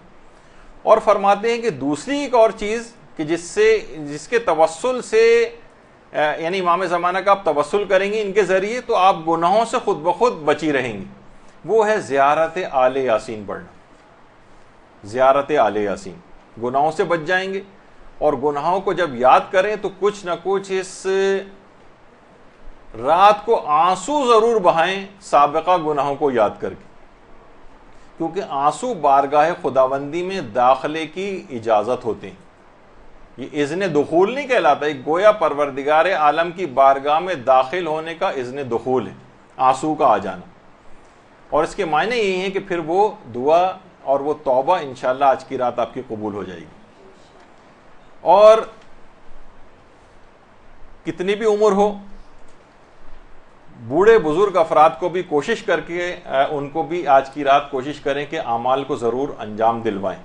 بوڑھے اور بزرگ افراد بھی، بچوں کو بھی کوشش کریں کہ ان کو اسی طریقے سے اگر جس قدر بھی ممکن ہو اگر یہ اعمال ان کو انجام دلوائیں. بچوں کو بھی بزرگوں کو بھی، اس میں کوئی استثناء نہیں کہ بوڑھے ہیں ان کو چھوڑو، نہیں، ان کو بھی کسی طور پر بھی عمل قرآن وغیرہ سب جو ہے وہ انجام دلوائیں.